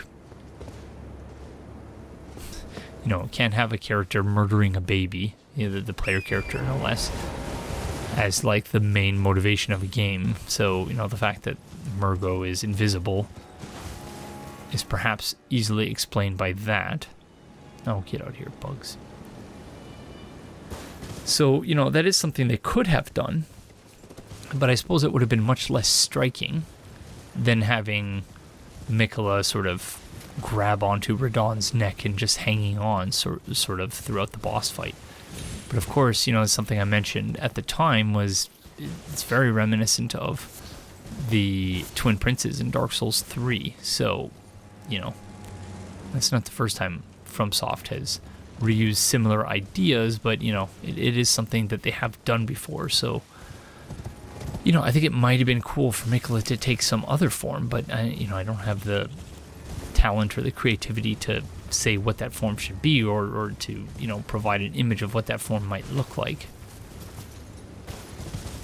I could ask AI to generate an image or something like that, but of course that would be stealing someone's art, and I'm not into that, so I would never do that. Okay, last two things on my list. Again, I didn't leave myself much to work with here, but it says, Miquella, you both, in quotation marks, and also Miquella calls us aspiring lord of the old order. And so I think I was wondering about the aspiring lord line, whether that's something that changes based on whether you've beaten the main game or not. Like, if you were to go back, or pardon me, if we were to go into New Game Plus, and I'm increasingly thinking that's something we might want to do, because I think we've just missed a ton. At least that's the impression I get, from just myself and my experience playing these games, as well as some of the comments that people have left on the blind playthrough up to this point. And I didn't finish my point earlier about what we were planning to do here, and what we were planning to do next, and maybe I did finish it and I just don't remember already, is that we were planning to go back and... Oh, these are those friends we fought at the Finger Ruins. And indeed, we're about to enter another Finger Ruin here. So are they just sleeping because it's nighttime, or do we always find them sleeping there? Well, let's go up here first before we proceed. Yeah, we were going to read a bunch of comments, and then we were going to try and defeat Radagon and Miquella again. And maybe we will go back to do that after we get stumped here. Because I have reached areas before and thought, oh, this is going to be really expansive. It's going to take a while for us to get through it. And then we finish it in like an hour. So it's possible that that will happen here as well. I'm amazed these mosquitoes are not aggroing onto us. But yeah, a number of people have indicated in the comments things that I've missed. And so, after we've exhausted all of this, before we go fight Radagon and Miquella, oh, there's going to be another beast friend here. What do they call them? It's a good thing we still have... Oh, I guess we did sit at a site of grace. I was going to say it's a good thing we still have our flask. The Fallingstar Beast, that's what they were called, I believe. At least in the main game, whenever we saw a crater like that. I think it was only twice, but... Oh, no! Oh! Okay, we're fine, we're fine. Why can't I just read a message?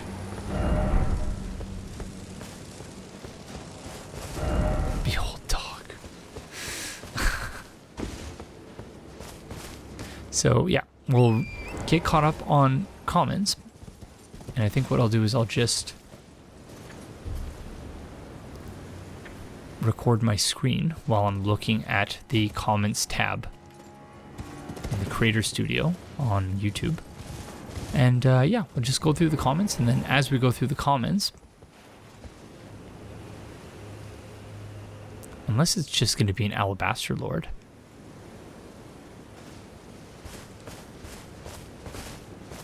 You know what? This could make a very cool thumbnail here. So yeah, to finish my thought, we'll go through all the comments.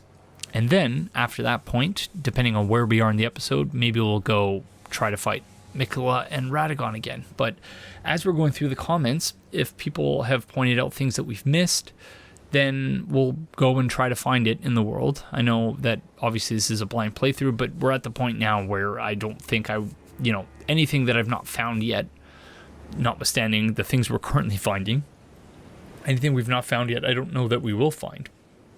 And then after that, after we've done all that, I think what we'll do is we'll go to New Game Plus. And I said this for my playthrough of the main game as well, but, and didn't end up having time to do that, and maybe I won't have time to do this. But at least at present, what I would like to do, and whether I can do it or not is another question, but what I would like to do is go to New Game Plus, do sort of the bare minimum that we need to do in order to access the DLC, which I imagine would probably be defeating Mohg if his body is needed by Miquella. Defeating Mohg, and would we need to defeat anyone else? I guess Radahn. So my assumption anyway is we defeat Mohg, we defeat Radahn, and then we can come right back to the DLC. So maybe we'll do that afterwards. And we'll, of course, burn every scatter tree fragment we find. We won't hesitate. We'll throw them in the fire, like, as soon as we get it. So, yeah, okay. So that's the plan, at least at this current moment. But for now, I want to see if I can get a cool thumbnail here. It's interesting to me, and I guess there are only so many colors, and there's probably like a color theory reason for this, but it's interesting to me that purple is associated both with gravity and with St. Trina. Okay, it is another Fallingstar Beast. Interesting. Yeah, bleed is probably not the best thing. Ouch. I'm fighting this friend. Ooh.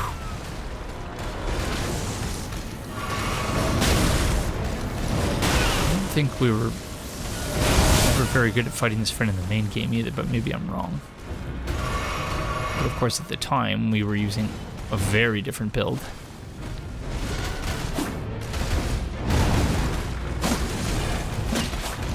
Ouch.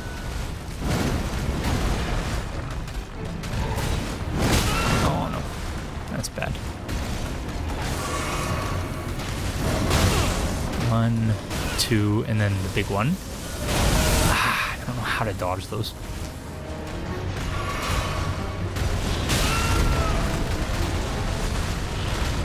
Oh, okay. Those charge attacks come in 2s or 3s. 3s. No.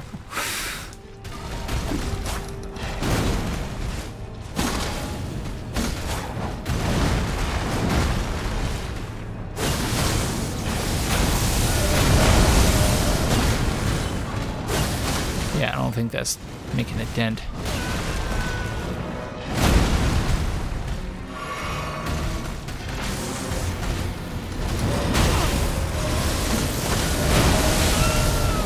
I'm not sure how to dodge that. Ooh, that was close. Yeah, there's 1. And then 2. Oh, what the heck? And then 3.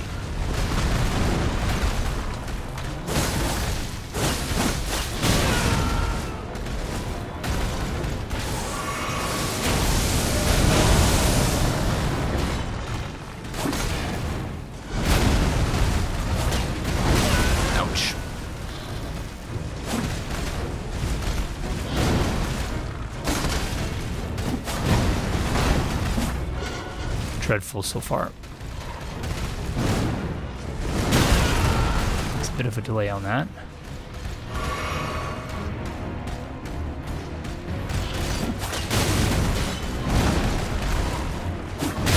Oh. Oh no. Okay, it's a good thing there is a stake of Marika nearby because we're about to die. No, oh, jeez Louise, walked right into that.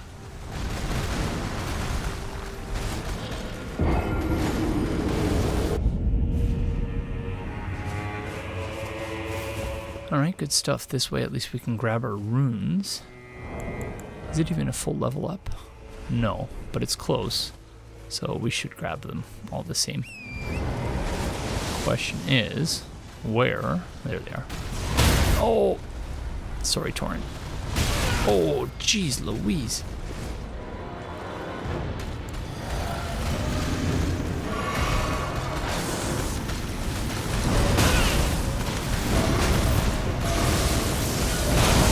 I guess you just have to get fully out of the way of that. There's no dodging it if you're within the radius. No, gosh darn it. This is another one of those fights that's definitely much easier with a massive strength weapon.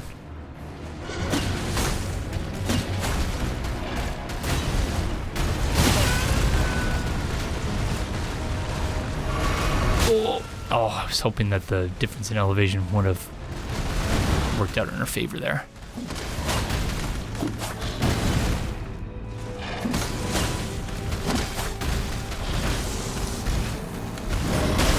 Okay. Oh, wow, okay. So, it can actually do the massive AoE on the second attack there. What are you doing?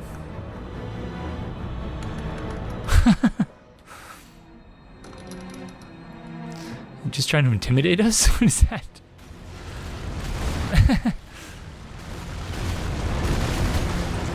Third one.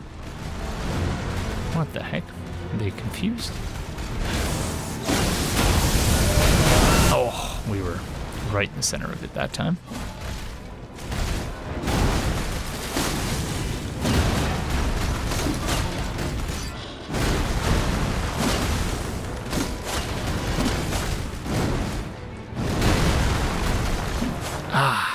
Keep overestimating the range of our weapon.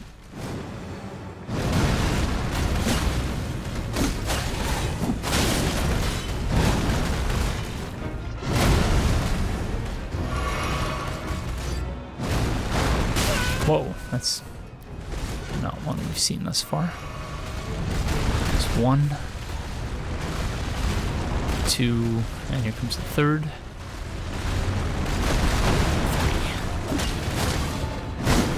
And then you get a small opening after that.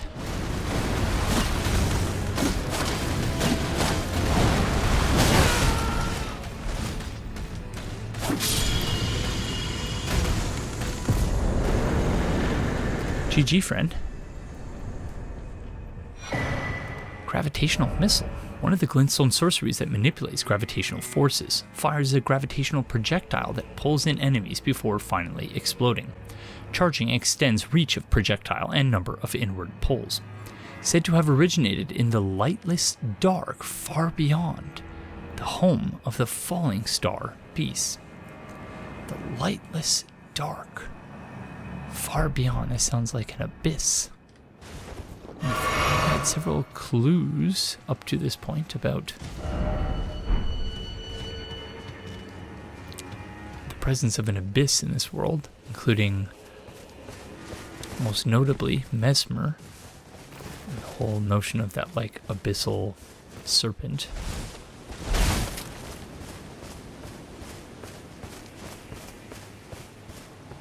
And the notion of, oh gosh darn it, more fingers. So I imagine this is going to be where we end up talking to that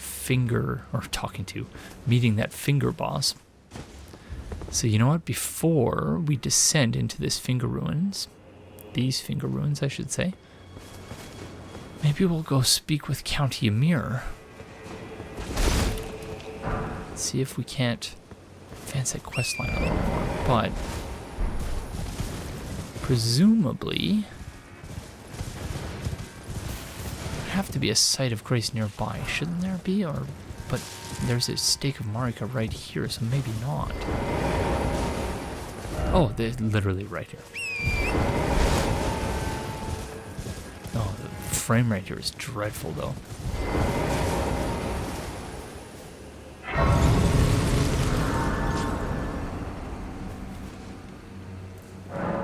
Fingerstone Hill. Yep. App description. Okay, let's level up and then go see Count Ymir.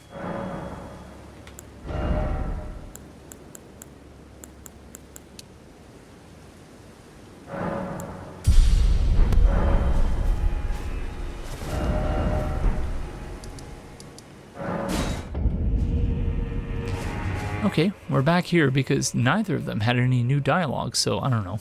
That's, yeah, I assume we're missing some stuff. So, you know, when we come back, if we end up coming back and doing this in New Game Plus, maybe what we'll do... There was a spot somewhere where there were graves where we could jump down. And I looked at it, and I thought, oh my gosh, all the hands here. I looked at it and I thought, we can't forget to check that out. And yet I totally forgot to check it out. I think it was here?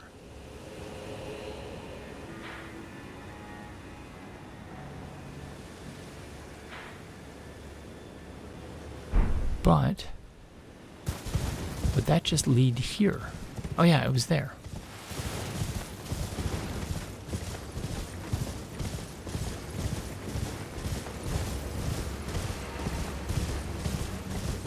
So before we descend, make sure we're not missing anything here other than a bunch of hands.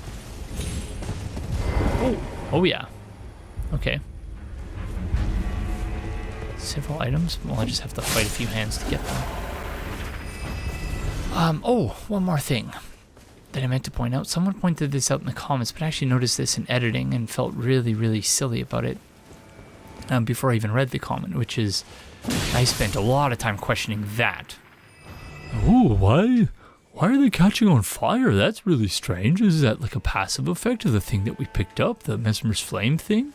That's really weird. I don't get it. This whole time, even going back to when I was using the Twin Blade, I was using a weapon with split damage, including fire. So, yeah, really, really basic thing that I was, oh, what is happening? I don't understand. So my apologies for, yeah, just not paying attention.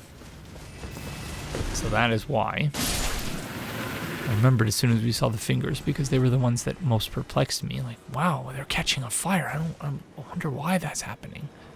Do we have any throwing items? Because I think we're right on the edge of being able to equip our bow. Let me double check.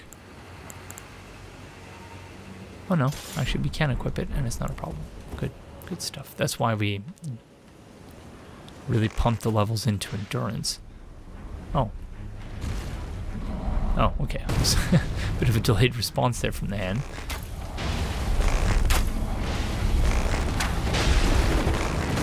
Ouch. Ouch.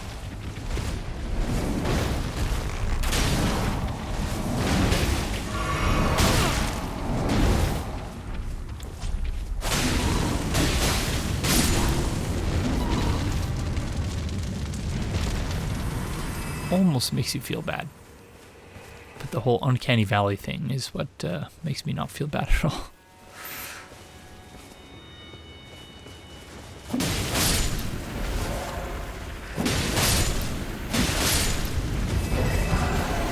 Fingerprint nostrum. Shadow sunflower. Pearlescent scale. Oh, a bolus. For anyone who's wondering, there's no logical reason why I find that word so funny. It's just one of those words that has a certain quality that I just find really funny. I don't know why. A bolus engraved with warlike lines. Craftable item. Boosts mind, intelligence, faith, and arcane at the cost of gradual HP loss. A secret medicine of those who attempt to turn their human bodies into fingers. Ingesting causes something to wriggle within. Yeah, that's, yep. That's a thing. Okay, so...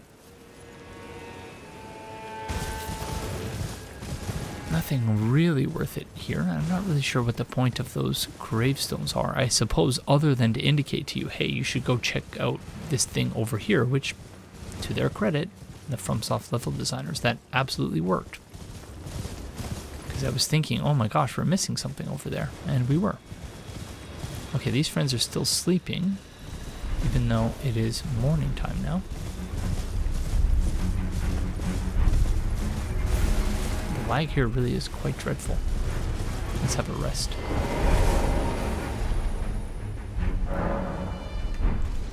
Someone was aggroed onto us there.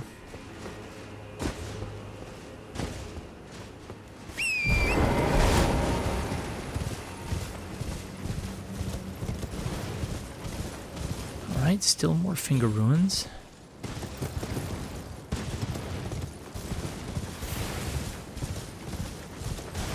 Still more hands.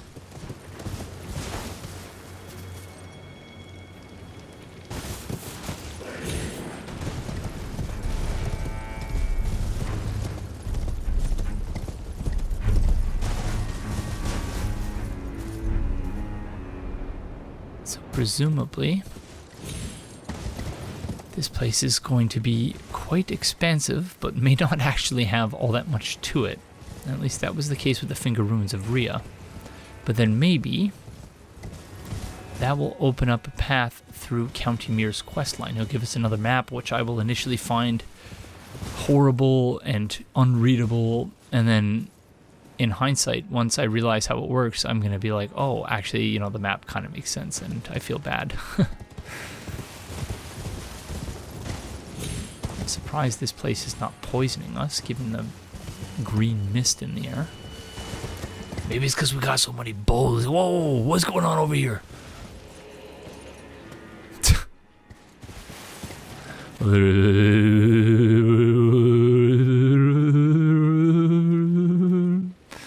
I'm gonna get you. Oh my goodness. I don't know why that friend is shaking so violently, but were there this many hands at the other Finger Ruins? I don't think there were. I do recall there being some hands. There was some hand presence. But not to this degree, I don't think.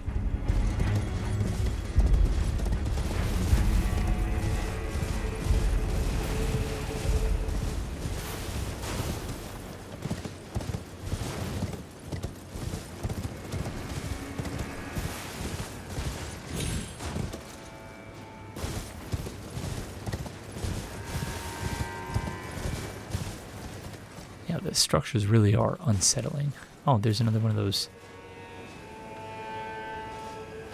remembrance duplication things, whatever they're called.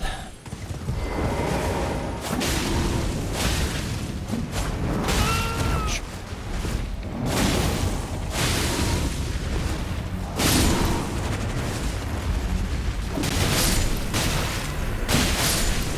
Sorry, little baby hands.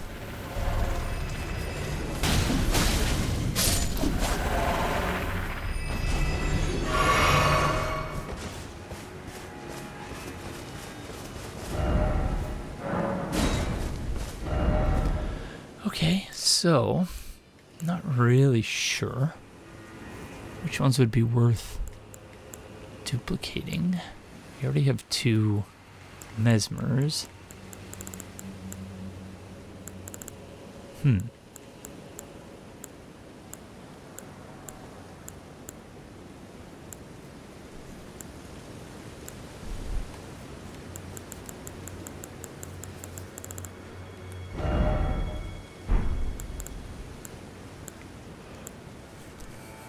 Yeah, let's do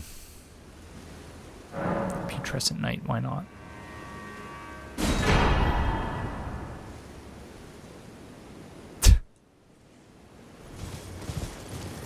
Okay, those friends are awake. Oh, stop it. I have some of those blue worms over there, the angry worms.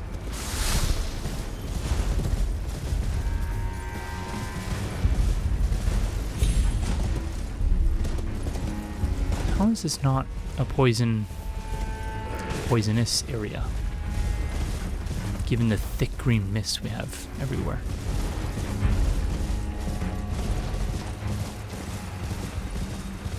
Oh, what the? Who's fighting? Are the fingers and the Slithery friends fighting? Who's fighting here?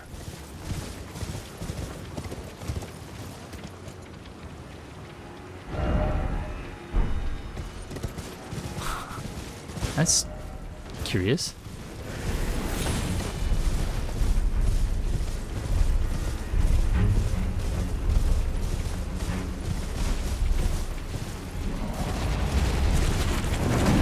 It's one of the little hands. Oh, yeah, I should not have expected that to work out any other way. I don't know what I was thinking there. Sorry, hands. See you later.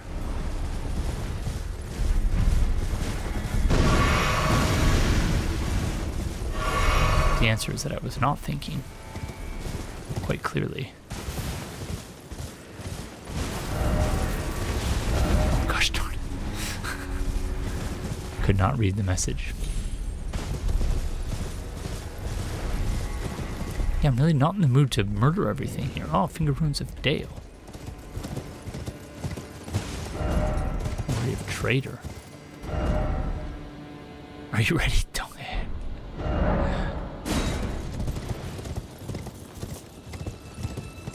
Because, yeah, we spent so much time in the Finger Runes of Rhea just, like, searching around and expecting something to happen or, you know, there to be some massive revelation there or something. And, yeah, there just wasn't anything of the sort. No, well played. Oh, okay. That was a nicely coordinated attack you had.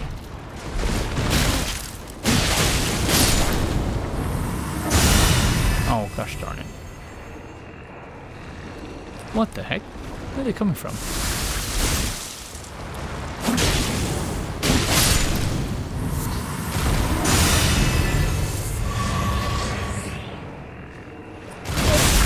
Are they teleporting or something?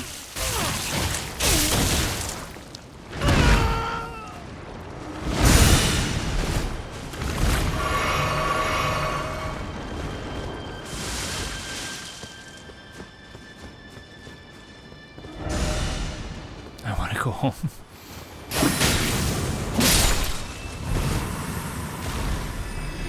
Where are they coming from after?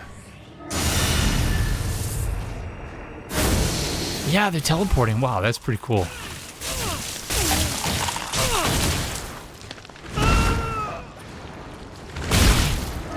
Oh no, I'm dead. Oh, I didn't realize you could actually attack while you were... I thought you were totally incapacitated. Gosh darn it.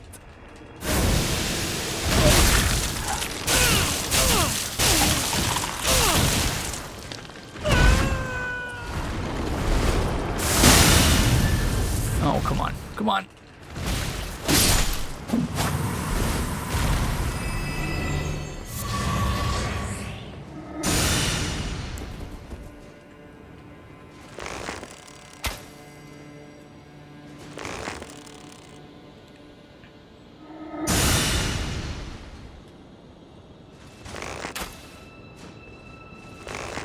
No, we don't have enough range.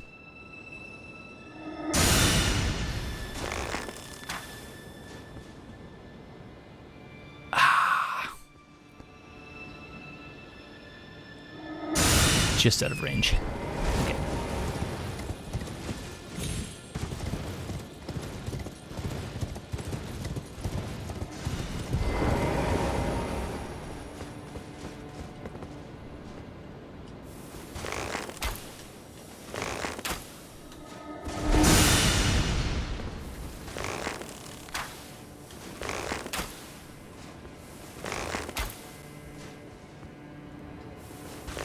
Come on. There we go.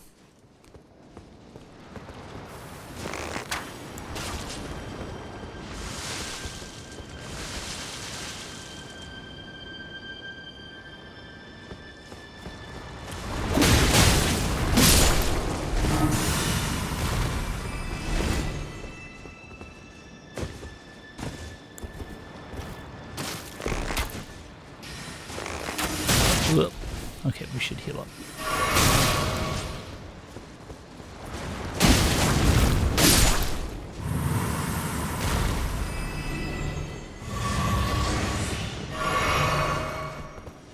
Wow, that friend has a lot of health.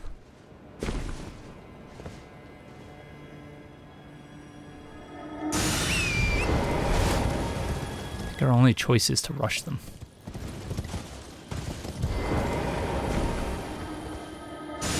Oh, there's many of them. Okay, that's not good.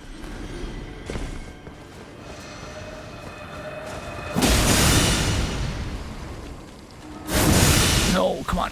Oh, gosh, darn you. Well played, I gotta say. These ones that come out of the portal have like a pinkish hue to them. Oh, no, well played, friends. GG.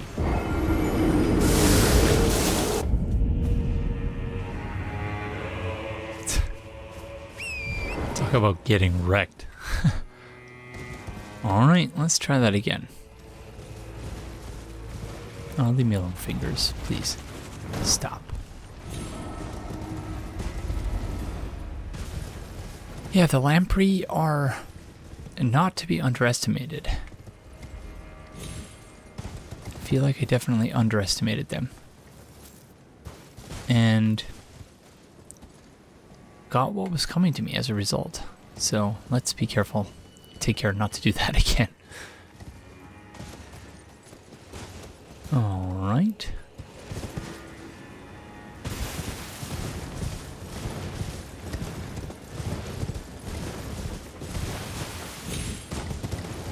So I recorded that last segment probably about a week ago. It may have been a week. Today it's now Saturday, January 25th, 2025. And hope you're all having a fantastic day. Whenever it is you find yourself watching this. You do seem to recall coming over here and marveling. Oh, that was close. At the sort of smoky shadow sort of shrouds the entire Erdtree. So apologies if you're watching this episode in a single viewing, and I've done that twice in the last 10-15 minutes. Obviously. Oh, yes. Okay, I do recall we came over here. We duplicated this. Oh, the soul. Okay, for a second I saw the dialogue box. It says read message. That is not. I thought maybe we hadn't seen that. So here are the lamprey. I do remember in the other... Whoa, that is some hole. What is that? That in that other place, there were 1 or 2 fingers that were toppled over or damaged in some way, but I feel like the damage wasn't quite to the same degree that we're seeing here. Oh, gosh darn it, wow. Some wall hacks you got there, friend. How could you have known I was coming around the corner at that precise moment?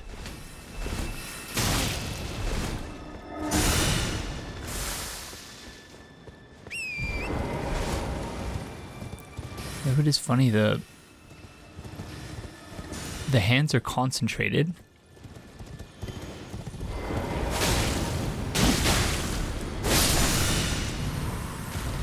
Uh-oh. Uh-oh. Uh-oh. Oh, gosh darn it. Not again. The hands are concentrated near the entrance, but as soon as you get into the finger ruins, it's all the lamprey.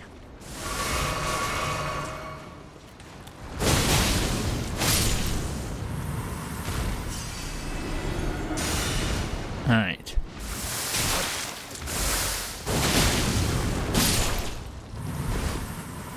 Let's not get wrecked again, please. Oh, gosh darn you. No. Just falling for the same thing over and over again. I also need to remember to not be too liberal with my L2s because we set... Oh, gosh darn it. We set up this build for the Promised Consort Radon boss fight, which means we don't have all that much in the way of FP.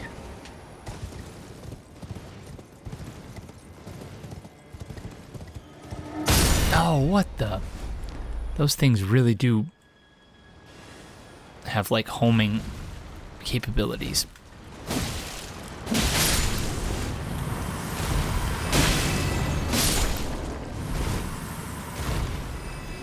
Like bends to meet you. Okay, let's summon someone. Not sure who though.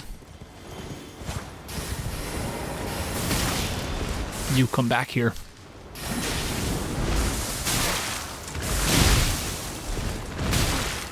Oh, this is bad. Wow. We're not doing well here, friends. Oh, what? Jumped right over. Okay, come on. Just one hit, Aegon. Jeez Louise. We somehow jumped right over them. I don't know how that's possible. Finger mimic, okay. Okay, yeah, I guess we really can't summon. We can't summon our shield friends because we've already used all of our FP, silly me. So yeah, we really have no choice but to summon ourselves. Hi, Regret. How are you doing? I'm pretty good, Regret. How are you?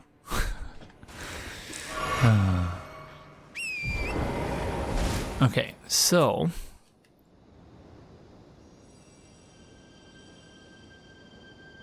we do hear a similar ringing here.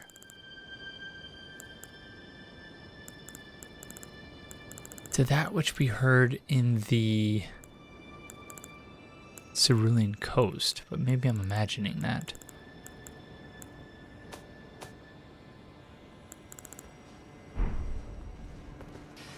Oh, gosh darn it. Yeah.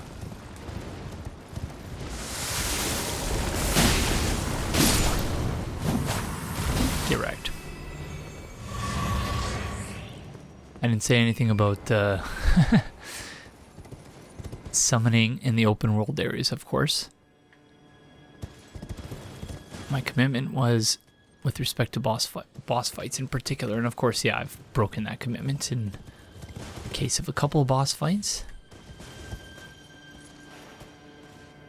But this is a situation I don't feel bad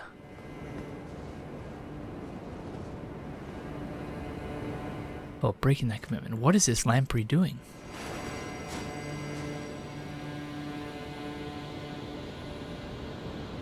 They're like worshipping the finger?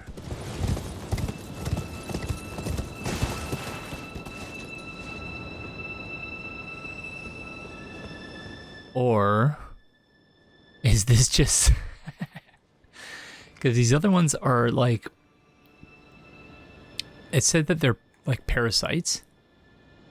But they almost seem like... What are they called? Scum suckers? Those fish that like attach themselves to the side of like an aquarium and sort of, yeah, eat the scum. So it's almost like they're doing that, except this one is not properly affixed to the finger, so it looks like they're just sort of holding their hands in the air. Yeah, I'm going to assume that that is not intentional.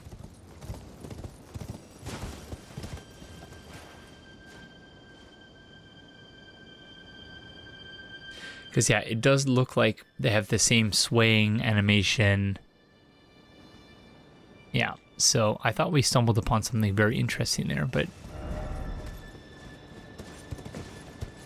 doesn't really look like that's the thing. Oh, oh. Did that thing just fall through the floor?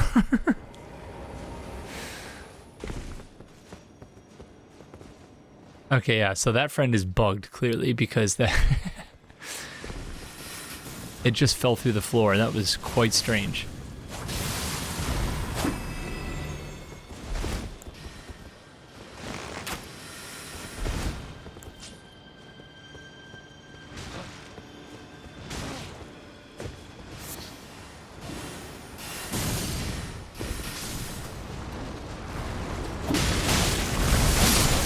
Ouch.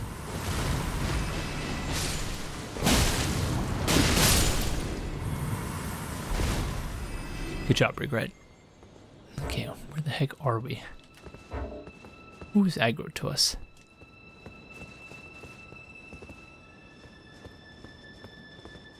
Or is it because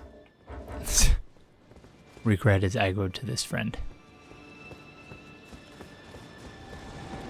Oh, thanks, Regret. We left Regret's boundary. That's fine. Who is... I cannot look at the map because someone's aggro to us, but no idea who.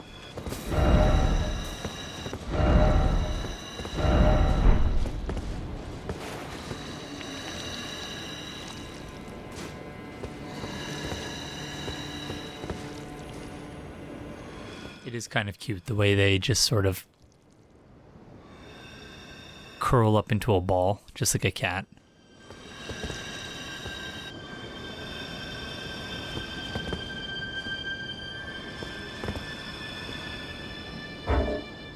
Okay, keep up the great work, friend. Okay, I think we're missing something.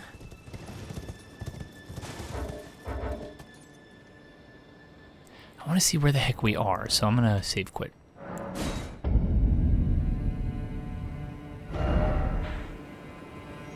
Oh, okay.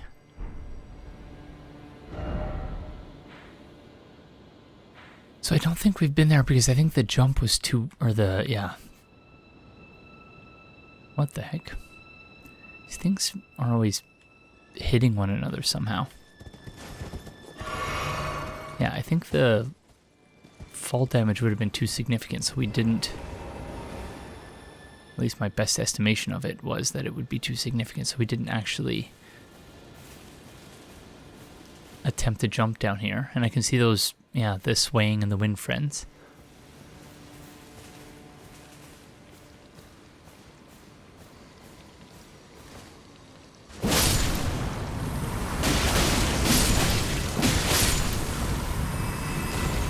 Sorry, friends. Yeah, no shortage of flask refills here. You don't have the right.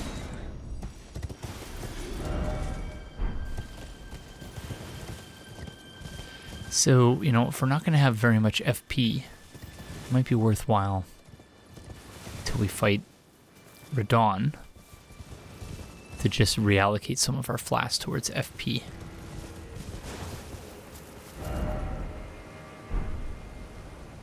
Okay, weird. I think we just barely left. So that's Scadu view.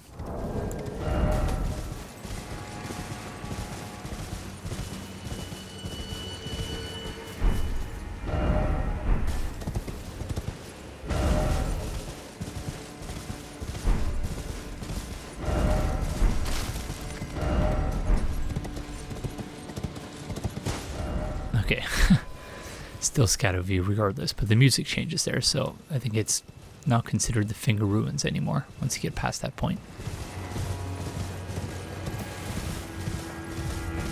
And what is with this poison mist?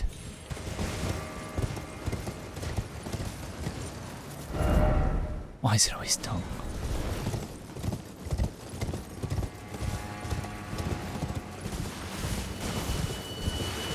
It's very disorienting.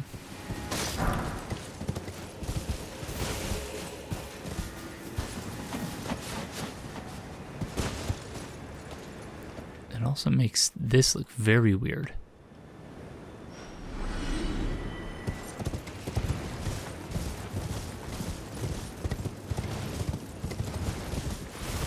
So are you friends the only things down here? Ooh, we're swaying in the wind. Very gently. Aegon's voice is breaking. Time for grass. Dog with skinny sword.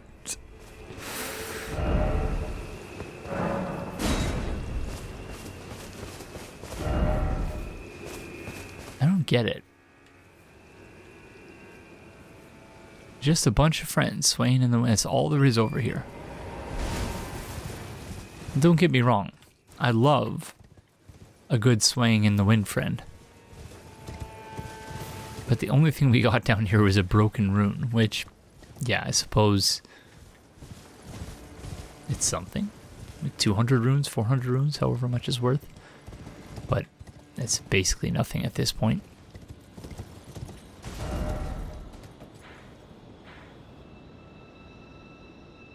I wonder what these little pockets of light correspond to. Let's see. See this one and this one, whether there's actually anything there. No, okay. So the point at which the music changes and the point at which the title card pops up and the game considers you to be in a different area are actually different. I feel like we've established that in the past, but good reminder, I suppose. Alright, might as well summon regret again. No reason not to. Nice to have a companion in these open world areas.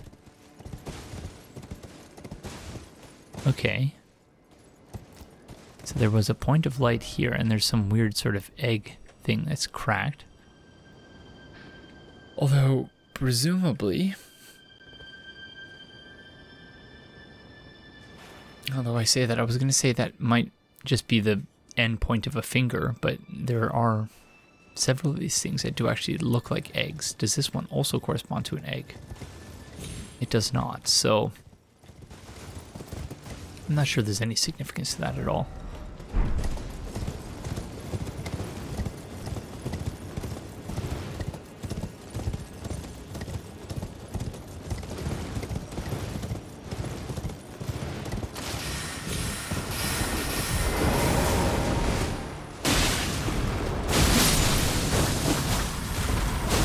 No chance.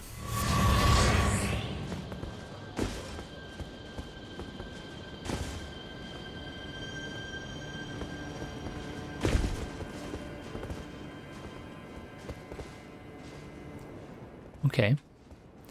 You know, it's funny. I think this thing is described... It's described as sort of like a bell, if I recall correctly. Okay, I couldn't find the item. But it's described as sort of like a bell. But really, it's I think more like a flute. More like one of these carvings. More like these prattling prates. Apologies. I think it's the same idea that you just sort of blow into it. Thanks for the rating, friends. You blow into it and then see into this tiny little hole here. And then stuff happens. Yeah, it's okay. I was looking for an item description. It's literally called the hanging bell. But yeah, I don't think this is a bell at all. It's more of like a flute. But you know, I have zero music literacy. So if any, I know there are several very musically literate people in the comment section typically. At least historically there have been. So if any of you can explain what this thing is, if there's some sort of real world equivalent, I'd be very interested in hearing more about that.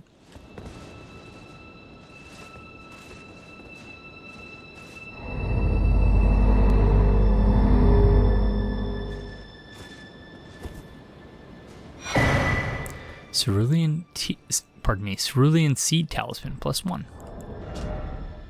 A cerulean-colored talisman patterned after an Erdtree seed greatly boosts FP restoration from the flask of cerulean tears. The Erdtree seed of this talisman was presumed to be an object of myth. This age-old artifact also depicts the two fingers, perhaps harking back to the birth of the Erdtree. So same description as the other one, I think. Okay, there wasn't really much else in the other ruin. But obviously we want to make sure... Gosh darn, there's a whole bunch of lamprey over here, because of course there are. We want to make sure we're not missing anything before we leave. So I suppose let's slaughter some lamprey and then... Wait, is Regret gone? Oh, gosh darn it. Suppose we're doing this by ourselves.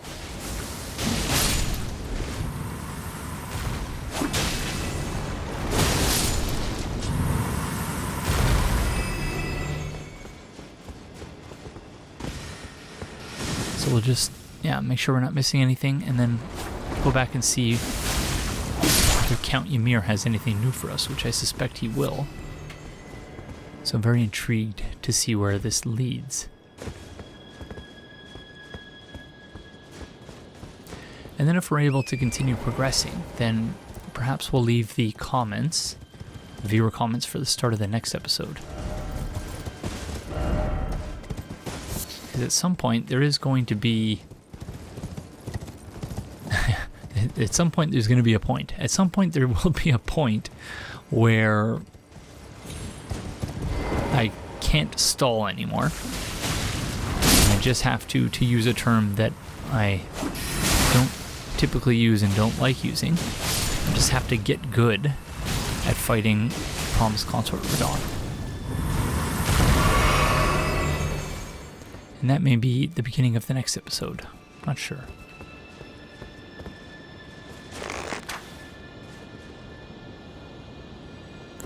My hope is that whatever it is we're doing now will hopefully result in us being able to gain access to that region of the map that we've not been able to gain access to as of yet. Which, yeah, amazing the amount of optional content in this DLC, because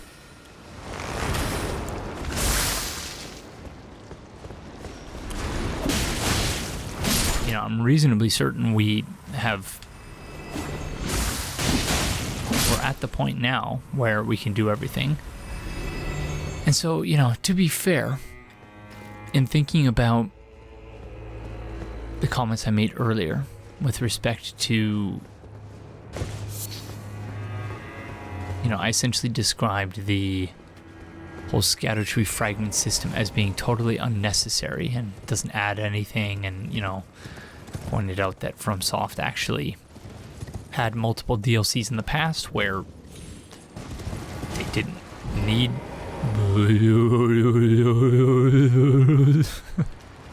they didn't have any scatter tree fragment system, but they didn't need anything like that. Like, those were difficult DLC, sure, but like it worked out fine in the end. But you know, to sort of argue against myself a little bit, I suppose the counterpoint would be that you have all this optional content, and one way of encouraging people to explore and, you know, enjoy that content that they otherwise might not if you give them a path to just beating the DLC without having to explore it, is to make that main story content so hard that the rewards you get for doing the optional content are sort of, it makes it no longer optional to pass the mandatory makes it no longer, effectively anyway, it's effectively no longer optional, so it's effectively mandatory at a certain point if you are not exceptionally skilled at the game, and I am not exceptionally skilled at this game, so I don't know. I guess I'm trying to find the silver lining, but then, you know, you could argue in response to that argument that, well, then don't make the content optional. Just make it part of the, you know, you have to get to remember, you know, X number of remembrances in order to remember that you can sort of access this last area or something like that. I don't know.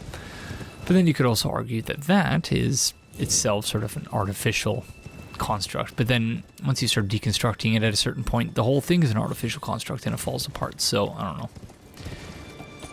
Arguing with myself, and these are the things I tend to do when trying to fill space that otherwise might be filled by doing stuff in the game rather than just running around making sure we've gotten everything in an area completed. So, or I should say, whether we've completed an area satisfactorily or something like that. Okay, yeah, I don't see any other lamprey, I don't see anything else to do here, and that's consistent with what we found at the other Finger Ruins, so let's go see Count Ymir.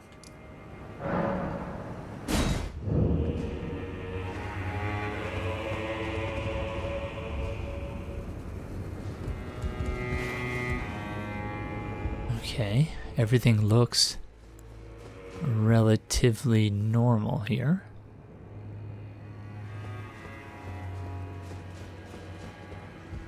Hello. I told you once, I've no interest in companionship. But I must admit, Count Ymir did seem very pleased. Perhaps an exception is in order. Oh. Hey, but you know, she's made statements before which led us to believe that she was cool with us and she didn't mind us, but then she went right back to, leave me alone. Ymir is a shining star, in our eyes. The only star upon the black canvas of the night. Our meeting with the Count taught us of the star-draped sky. We know that we cannot reach out to touch it, but we can peer up at its brilliance and heed its guidance. We will never again lose our way in the night. Okay, that's interesting. Obviously speaking metaphorically, or is she? I have spoken far too freely. Pay me no mind. Let us focus on our shared purpose, our service to Count Ymir. Reminiscent of the dialogue with Ronnie when she was the miniature.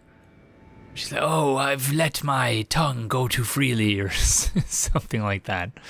Yeah. No. Okay, I'll be on my way. Hey, Count, what's up, friend?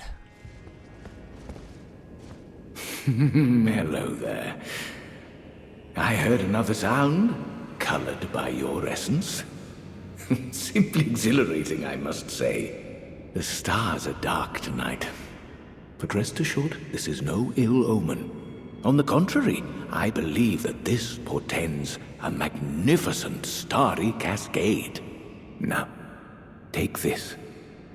My final gift to you. May you join the glimmering stars above. The stars are dark tonight. Okay, so this is the map to the ruins underneath his throne. A simple old map, faded and dirty, acquired from Count Ymir, High Priest. indicates a third and final hallowed ruin, distinct from those shown on the first 2 maps. May you find the... Gosh darn it. May you join the May you join the glimmering stars above. Okay, I can't do his voice. Oh, yes. I believe I can feel it brewing. This evening is a sign of a greater night to come. Okay. Fleeting Microcosm. A finger sorcery of Count Ymir, High Priest, one of the secret hallowed rites. Conjures an image of a microcosm at a foe's feet that pulses with a single wave before disappearing in a burst. Charging enhances potency. The broken and discarded are fully willing to cling to fleeting simulacra, earning them some modicum of sympathy. Okay, there's a ton to unpack here. So first of all, fleeting, so something that is only there for a very short time and then it's gone. So just like the way the thing operates, it's there and then it's gone. You can see in the image that, what does this require? 42 int. Yeah, there's no way we'll be able to use that. But you can see in the image for it, on the bottom, presumably that's what shows up on the floor at your foe's feet. I'm not sure if the thing above it actually happens or if that's like a stand-in. Okay, let's back up. So microcosm, so a smaller version of something else. So you might say something like, oh, there's a neighborhood market. And, I don't believe this at all, to be clear, but there's a neighborhood market where a bunch of different vendors have the same product. And the way that the market shifts in response to how they set their prices could be said to be a microcosm of the economy writ large. So that's how you might use the term microcosm, even though I don't think that example is accurate. And what it looks to be a microcosm of is a black hole. And of course, Ymir just said something to the effect of, the stars are dark tonight. So in other words, there are black holes in the sky. These stars have collapsed in on themselves and have created a black hole. Because I don't think there's any other way of interpreting this as being anything other than a black hole. So the spell itself is a microcosm of a black hole. And then this last line, the broken and discarded are fully willing to cling to fleeting simulacra, earning them some modicum of sympathy. So simulacra is like a simulation? Let me look that up just so I'm not talking nonsense without actually knowing what I'm talking about. So simulacra is the plural noun version of simulacrum, which is an image or representation of someone or something, or an unsatisfactory imitation or substitute. So the sentence that's provided here as an example, a small-scale simulacrum of a skyscraper. And then while I'm here, I might as well just look up, just to make sure that I wasn't talking nonsense with my definition of microcosm. So a community, place, or situation regarded as encapsulating in miniature the characteristic qualities or features of something much larger. So the example provided here is Berlin is a microcosm of Germany in unity as in division. Okay, that's at least it was a microcosm of Germany, presumably, unless that's like some German cultural thing that still remains present today that I'm just not aware of, despite being part German myself.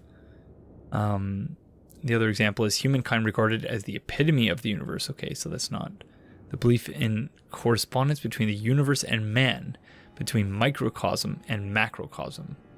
Okay, so that's interesting. That could potentially be relevant, but yeah, there's again a lot to unpack there. We're going to purchase this just in case it matters. I don't know that it does, but then Count Ymir, can you tell us about the nature of the world, friend? I'm very interested in hearing more. Do you recall what I said? That Marika and the fingers that guided her were unsound from the start? Well, The truth lies deeper still. It is their mother who is damaged and unhinged. The Fingers are but unripe children, victims in their own right. We all need a mother, do we not? A new mother. A true mother who will not give birth to further malady. Okay. So, who's Marika's mother then? Unless I'm misunderstanding. He's saying that it's not Marika's fault, it's not the Fingers' fault, but it's their mother's fault. Is that this mother of... I've already forgotten the one that keeps being mentioned in reference to the Blood Fiends? Huh. May you join the glimmering stars above.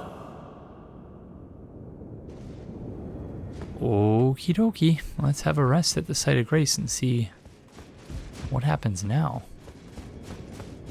Presumably he's going to leave and then we'll be able to go back to the hallowed ruin underneath him.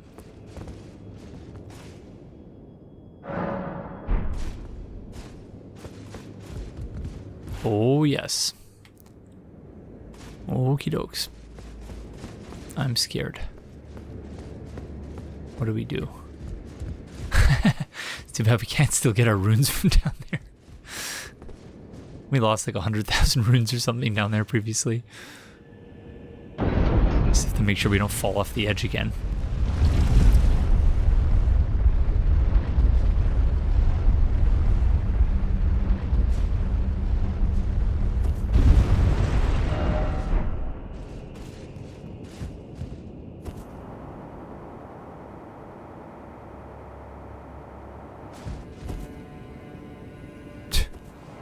Bonkers this.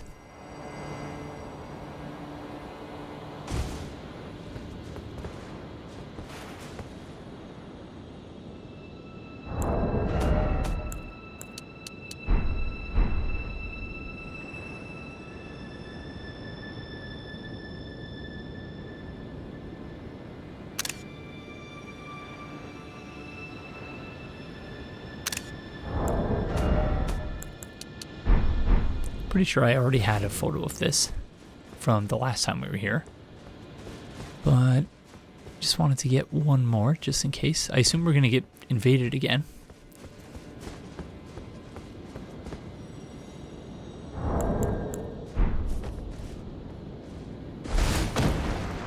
But just in case.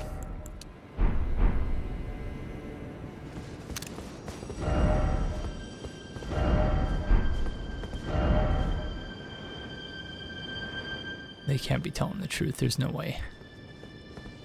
Pretty sure that's where we fell off, isn't it? Oh, there is an item there, okay. I'm so skeptical. I'm going to assume this wasn't there before. Finger Weaver's Cookbook. Second page.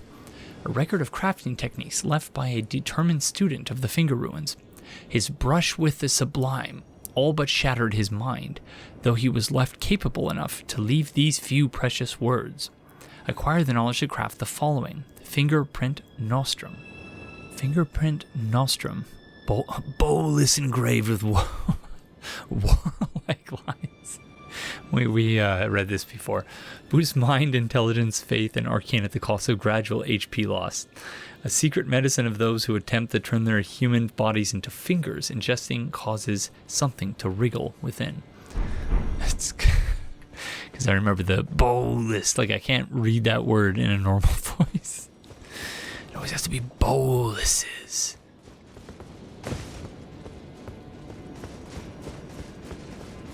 I'm waiting for the invasion.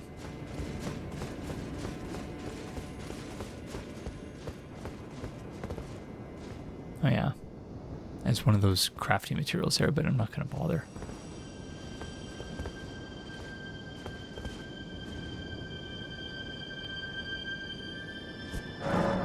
What?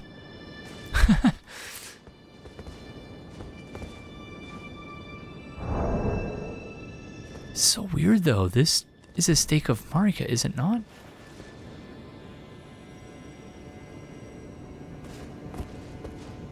Do the other ones also have their head and arms chopped off? Have I just missed that? And then what, is this going to lead to a boss fight? Okay, I'm confused. Let's see. Only one way to find out.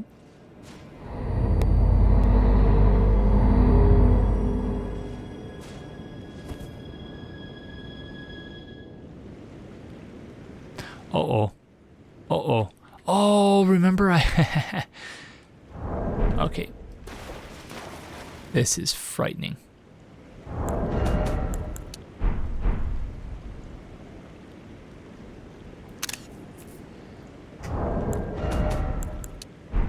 Remember earlier in the playthrough I looked something up. It was the name of one of the...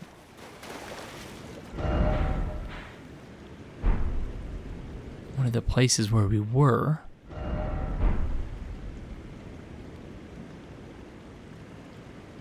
And like we're underwater, but we're not.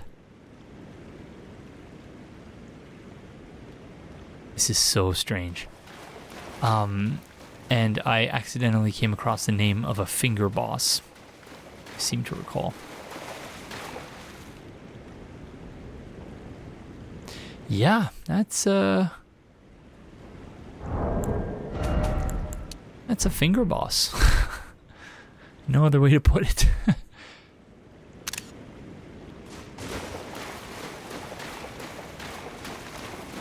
Sorry, boss friend. I just need to get a couple good shots of you for thumbnails.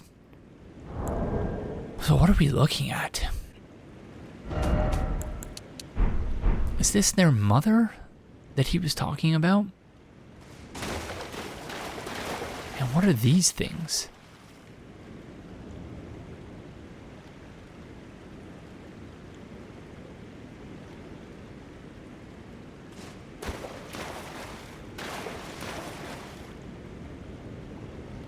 They look like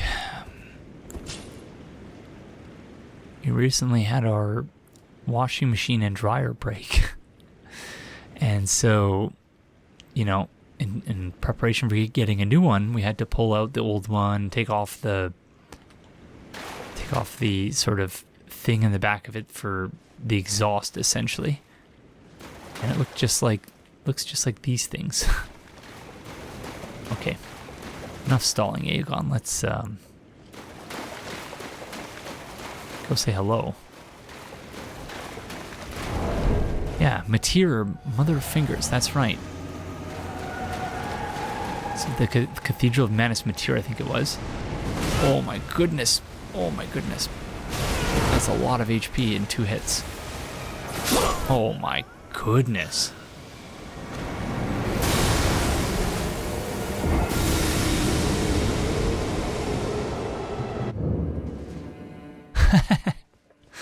Alrighty then. That's Yep.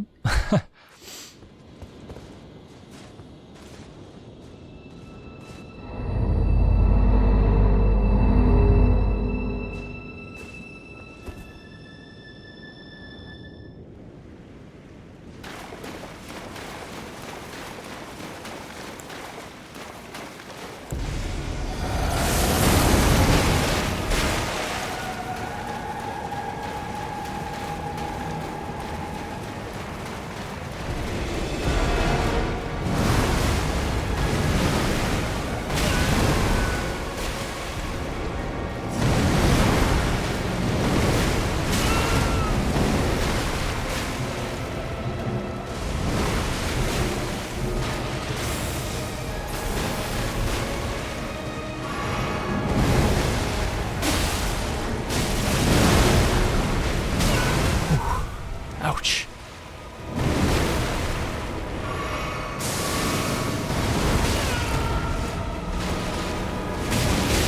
Oh.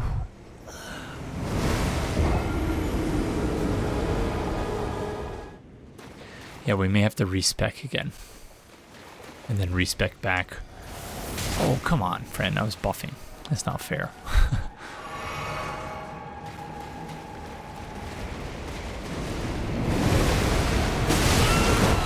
Wait for that second hit.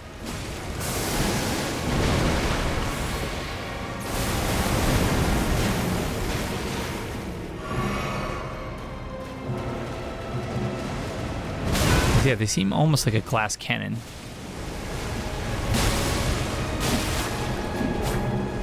I think we probably have the right build for this too, although I gotta watch my stamina management. Yeah, they are very susceptible to bleed.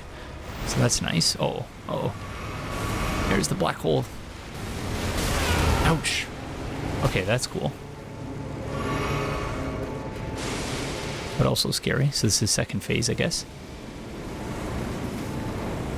Whoa. Oh, I was so close. Oh, no. That really scared me.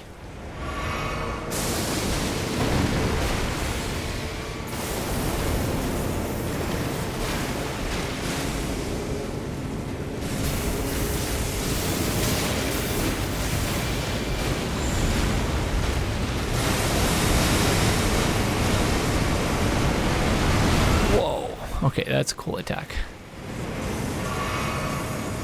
Oh no, it's coming again. I'm not sure how to dodge that. What the...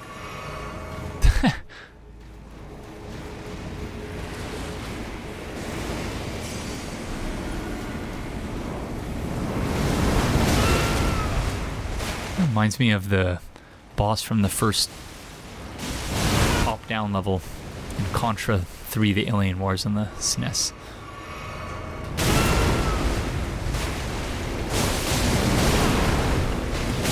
Oh, dreadful dodging. Oh, well played, friend.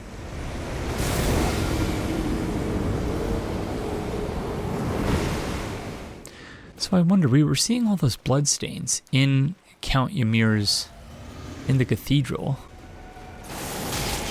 Does that mean we were seeing the bloodstains from this boss fight? Or are those just people who attacked him for some reason? Like, can you... Oh, I guess... Maybe you could attack him as a way of gaining access to this boss fight early? But then, isn't it one of those locations where you can't actually attack people?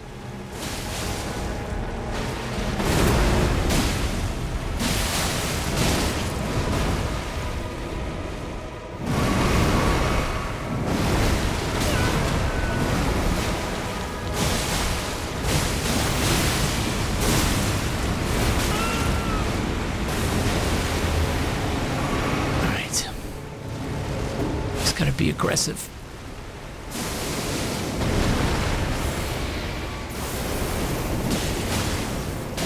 Come on. Oh.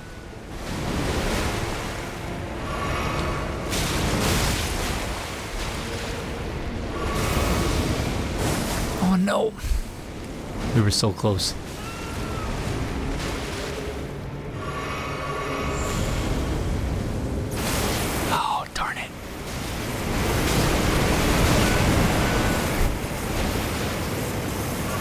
Once they get into the second phase, it's like nothing you can do.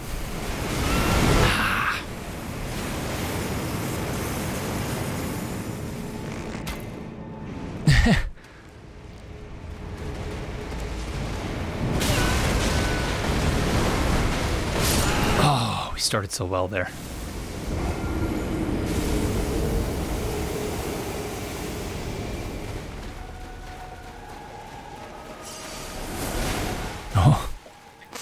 Whoops. No runes on our runes.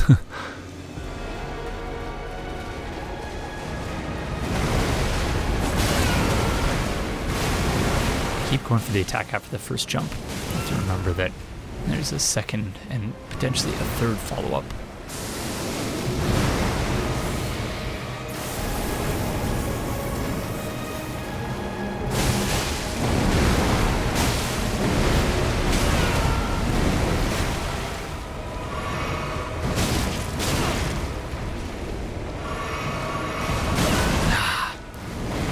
Greedy with my heals there.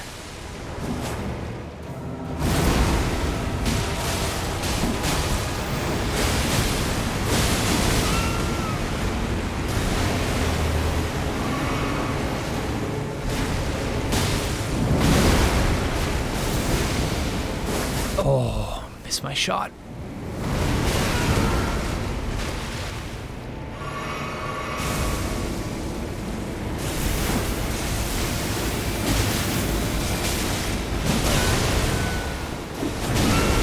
Just mashing L1.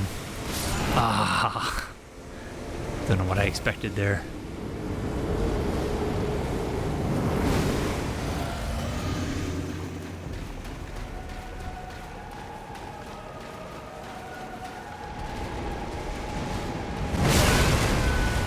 Thought I dodged there. Ah. Did not get the timing right.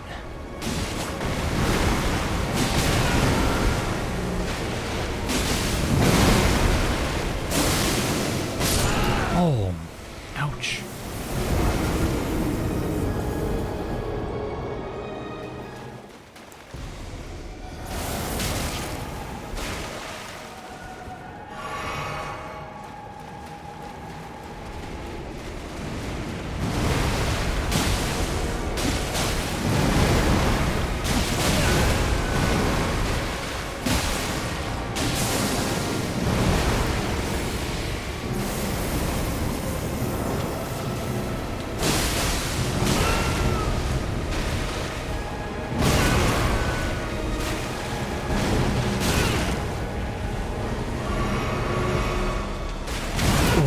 Too early.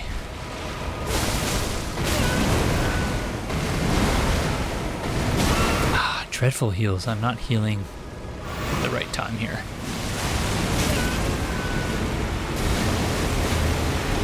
I'm perhaps too focused on being aggressive.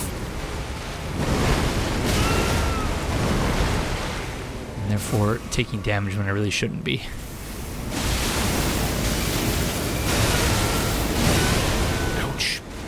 Oh, again, deserve that, I think.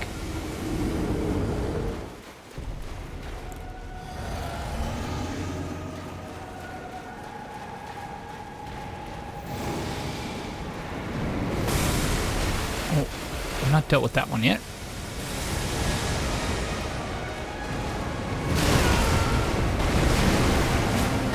Ah, my dodges are always a split second too late.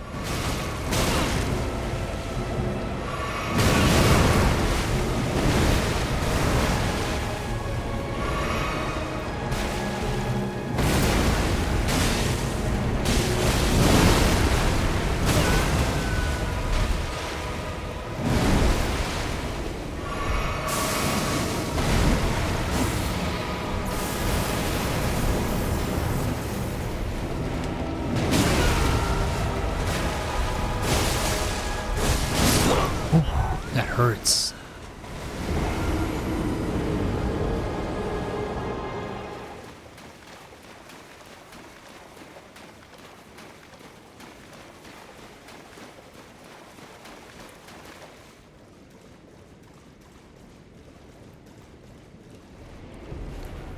Okay, I thought maybe we could sneak around them.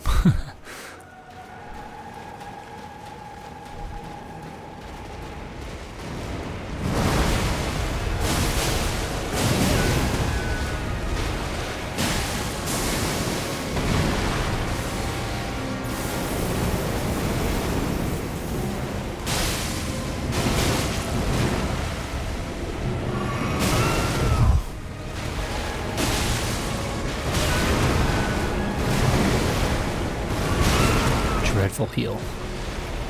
Again. Oh.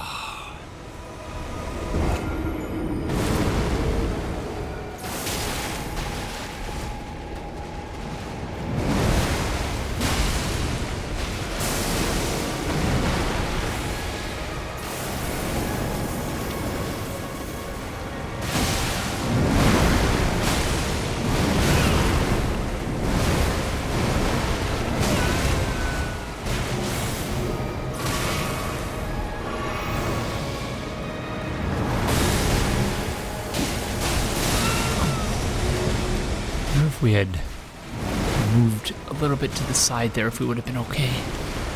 We could have wailed on them a bit.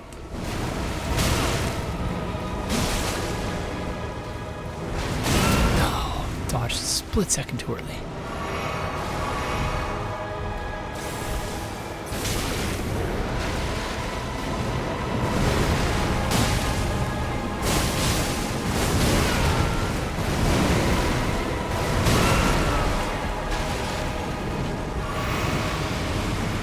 really difficult to get into a rhythm with this boss. Or maybe that's just me. Compared to, someone like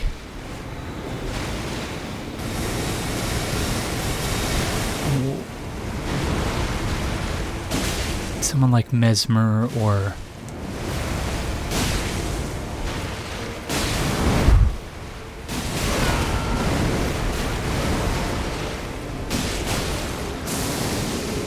the Putrescent Knight. That's why can't I think of the person I'm thinking of? Why can't I think of their name? And it was the Putrescent Knight. Oh.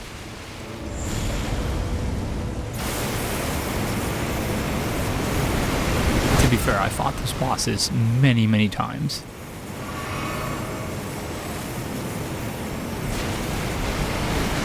I don't know how to dodge these attacks. Like, they're cool.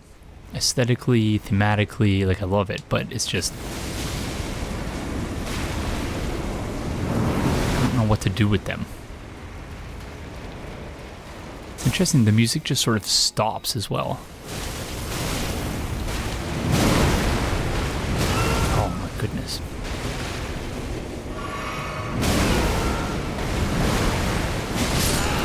Yikes, that was dreadful. I really need to stop making silly mistakes.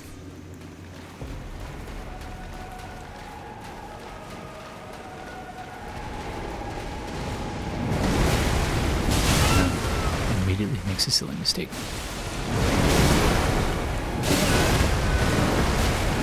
Yep, that was dreadful again.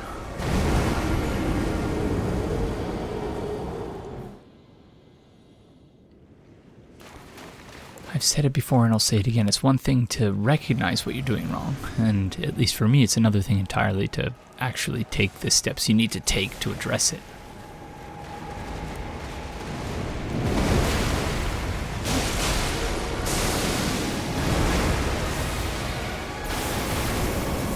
Oh, jumped too late there.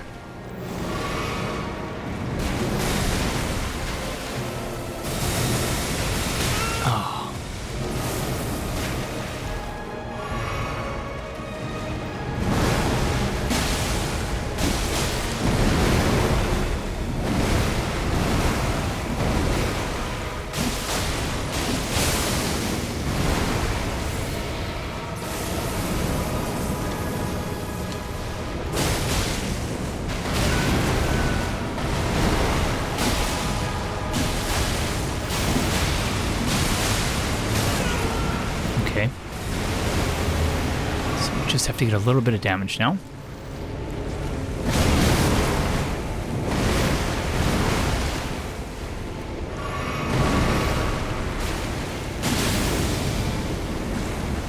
Oh dear. We're so close. No.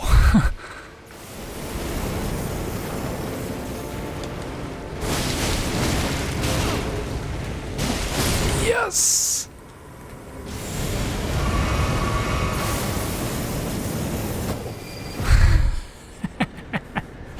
I thought that black hole was about to suck us up.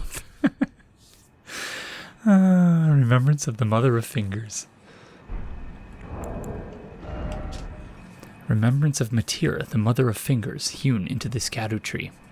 The mother of all 2 fingers and finger creepers was, in turn, a magnificently gleaming daughter of the Greater Will, and the first shooting star to land or to fall upon the lands between. Okay, that's very interesting. The mother of all 2 fingers and finger creepers was in turn a daughter of the Greater Will. So do they mean that in literal biological terms, or if the Greater Will is, as others have suggested, including Count Ymir, simply a term for the things which together constitute the laws of nature, then, technically everything, all living things in the universe would be children of the Greater Will, Or do they mean it in a more literal sense? A magnificently gleaming daughter of the greater will, and the first shooting star to fall upon the lands between. And Count Ymir, knowing that he was sending us to fight the Mother of Fingers, said he hopes that we become a star, or something to that effect. So in other words, he hopes that we presumably take the place of... Yeah, I'm not sure. I had an idea in my mind there, but then just sort of lost it in the process of trying to verbalize it. Wow, yeah. Again, plenty to unpack.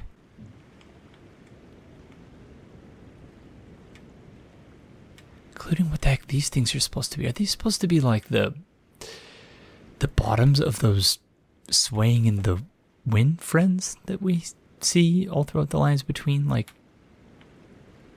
but we're in the water.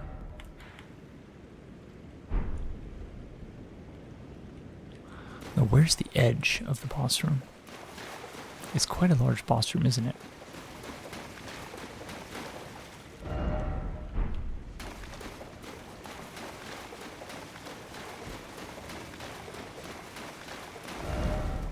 Okay, I thought we were sort of inside that pool, but, or underneath it, but, you know, see the water stretches as far as the eye can see, and we are already on land here.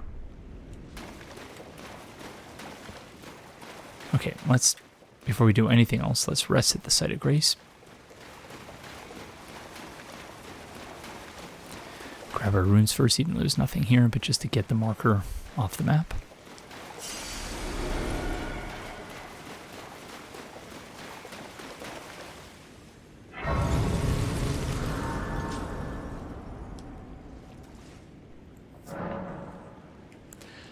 Finger birthing grounds. Okay, so this is where they gave birth to the fingers.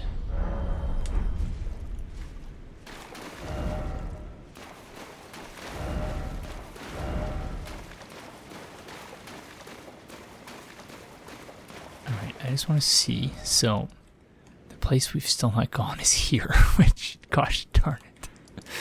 I don't know that we're ever going to get there, but we should at least be able to access this place from here, no?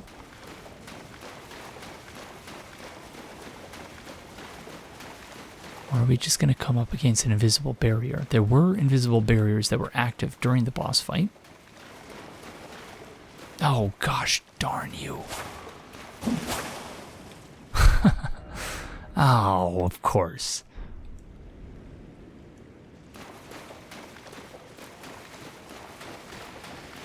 Yeah, it's an illusion that you can go, you know, the boss room stretches out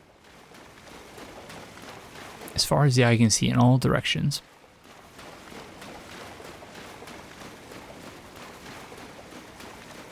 But it's an illusion, of course.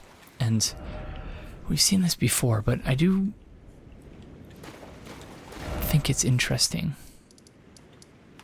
So, this area here, like, we're not physically in that place because, of course, the Erdtree, my understanding is the Erdtree doesn't exist anymore in the lands between. It's gone. So the Erdtree we're seeing is an illusion imposed upon us by the Greater Will, who imposes its vision upon us. Which is why we have to warp to the boss room. The stone platform, that's what it's called. We have to warp to the stone platform.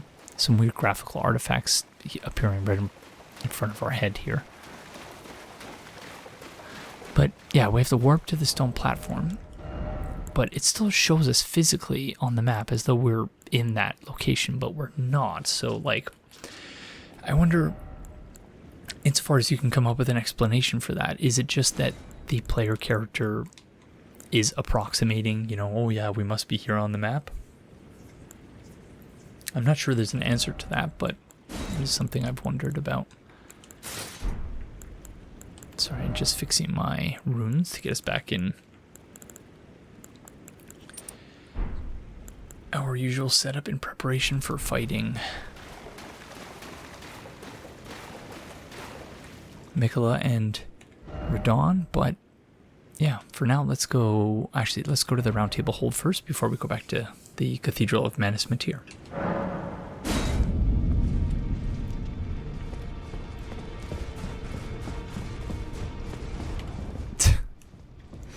Oh, sorry, friends. I really do wonder, and let me know in the comments section. I don't know if by the time you watch this, I will have sort of freed myself of this spoilers restriction. But do let me know in the comments section if the folks in the Roundtable Hold react to you differently based on how you've progressed in the DLC, if there's any new sort of base game content that I've missed by virtue of having completed the main game and using the same character. So yeah, I'd be interested to hear. Staff of the Great Beyond. Staff fashioned from the tail fingers of Metyr, the mother of fingers, tail fingers, and the microcosm raised aloft over the crux they form. Catalyst for casting both sorceries and incantations. The mother receives signs from the greater will, from the beyond of the microcosm. That's a bit awkward. Despite being broken and abandoned, she kept waiting for another message to come. That's sad. The head of Metyr, the Finger Mother, wielded as a weapon without modification. From within the center of the finger point that wrinkles the creature's foremost protrusion, a tiny wart-like eye gazes vacantly into the beyond. Unique skill, Kowtower's Resentment. Kowtower's Resentment. I'm not sure how to pronounce that. Skill performed as a violent bow, using a finger's foremost protrusion. I can't read today. Resentment builds as it is forced to bow, making it explode with anger. Hold button down to further increase resentment. I assume the finger doesn't have any equipment. Okie dokes.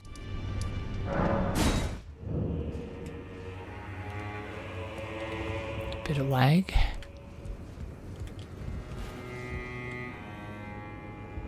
Okay, that's interesting. Oh.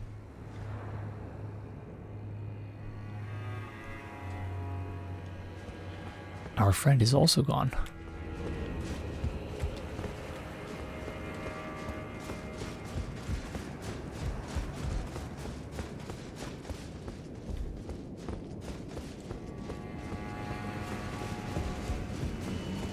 Okay. Perhaps we should go check. What have you done? You've wounded Count Ymir most irreparably, such that he wishes for your death, and I must attend to the Count's concerns. What are you talking about, friend? Oh, yeah. Finger ruins of Miyr, Count Ymir, so... Is Count Ymir, like, connected to...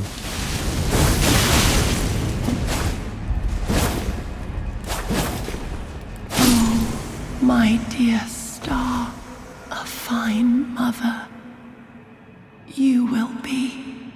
My shining star, grant me a mother's strength. Look here, at my fingers. I will be the true mother, and I will be the only mother. Okay, if you say so. My dear children.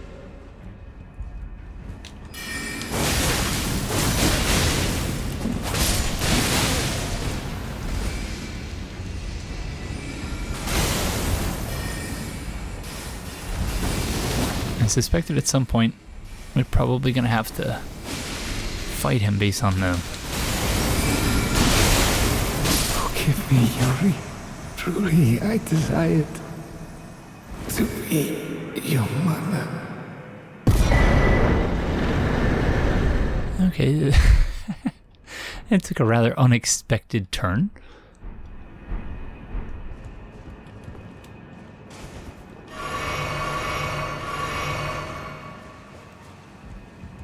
I'm sorry, everyone. I didn't mean to...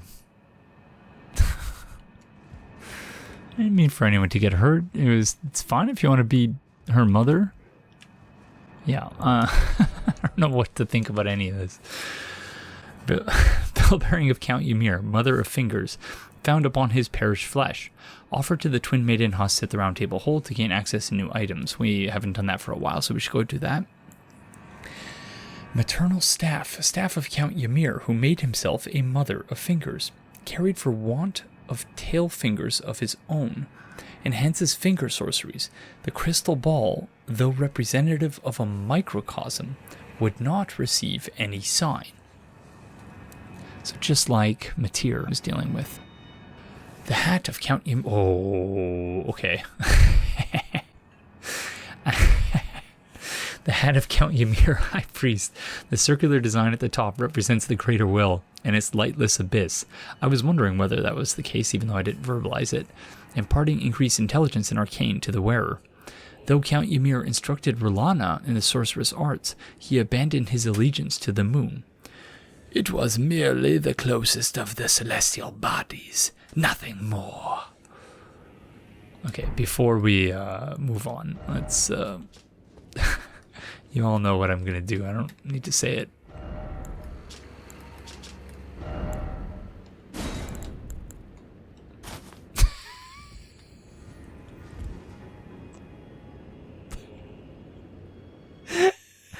It's perfect. It really is sublime, as Count Ymir would say. Oh my goodness. That is wonderful. Okay. Oh, I can't even, move my hands. Yeah. Robe of Count Ymir, High Priest.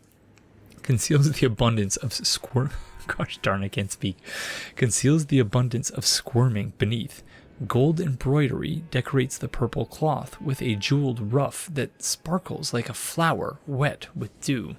Gloves of Count Ymir, High Priest, soft and well-tailored. How come only this one says Count Ymir, Mother of Fingers, and the other ones all referred to him as High Priest? Or this one says he made himself a Mother of Fingers, doesn't refer to him as High Priest, but his gear refers to him as High Priest. So yeah, I'm not sure.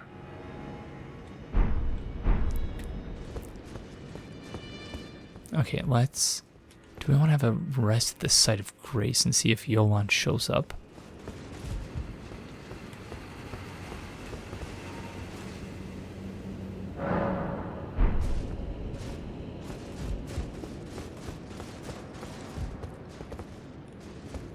That ghost startled me for a second.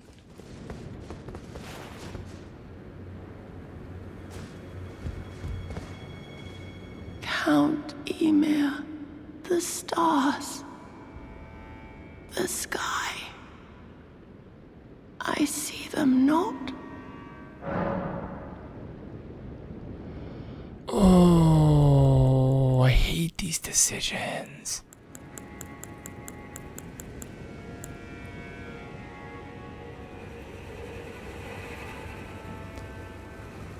You know, I can't remember what the deal was with her darkness.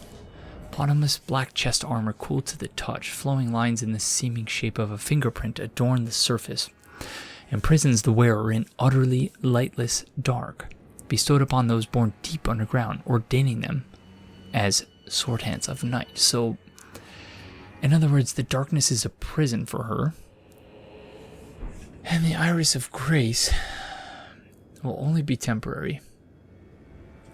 We do have 2 irises of occultation, though, so... And she seems to want to see the stars, so let's give her the iris of grace. I know there's no good outcome here, and no matter what you do, it's going to be bad, but, you know, we can at least try. The night is ever dark. I need the stars. Give me light. Okay, that solidifies it. It will be temporary, but whatever.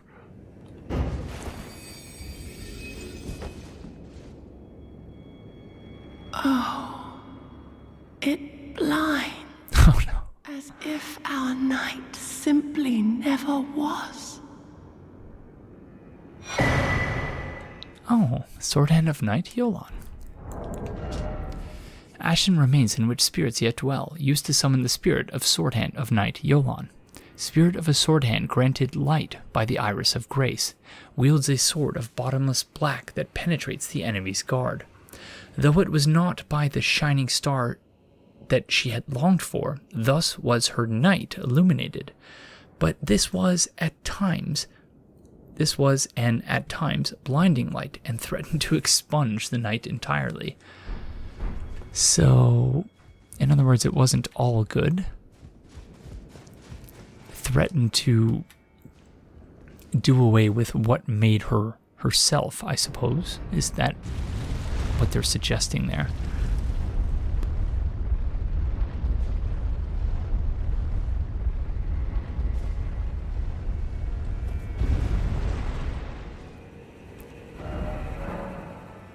No, I want to disparage that, because I've always been annoyed by messages being very close to dialogue things, and also it's telling you to do something that's going to kill you, so get disparaged.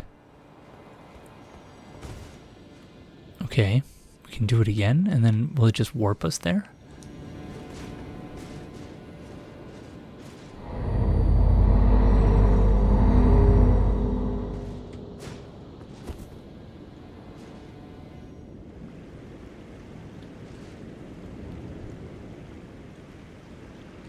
All right.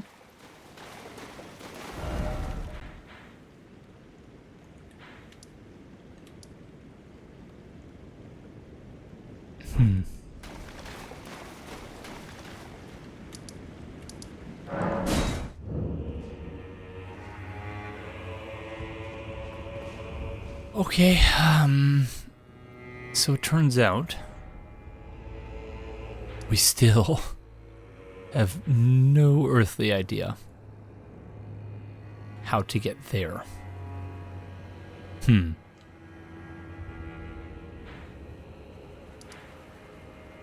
know, it has to be this area here, which leads me to wonder, like, the entrance there has to come through here or something, so maybe we missed, in the church district, an illusory wall or something.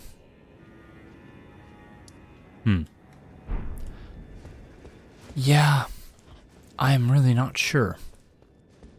But before we wrap this up, perhaps we'll head outside here and see if there's anything else that we're missing. I've been thinking about the whole Manus Metyr storyline. And yeah, it's very interesting. When we warped in to the area once, we saw Ymir, Count Ymir. Okay, I don't think this was here previously. We saw Count Ymir cradling that hand. And so they really foreshadowed his maternal instinct, I suppose. And I'm laughing not because, you know, there's anything necessarily funny about someone who was seemingly born a man wanting to be a mother. But I don't think it's a trans thing, because he's still referred to as a he. But I don't know, maybe that's just me, so I'm very curious to hear what everyone else thinks about that, so please don't hesitate to leave your thoughts in the comment section below. So let's see what this is. Oh, it's in front of a small grave too, so I wonder if this has something to do with that baby hand. Cherishing Fingers. A finger sorcery of Count Ymir, aspiring mother of fingers, surrounds the caster with a mesh of hefty fingers that wards all manner of projectiles, whether magical or physical in nature, away from the caster. Charging enhances potency. The dear fingers look after their mother, or perhaps that is merely what the mother wishes to believe. Okay, I'm not sure where else to go from here. So I think that's probably as good a place as any other to end this episode, and we'll pick it up in the next episode by discussing the comments. So thank you all very, very much for joining me, and I will see you in the next one. Bye!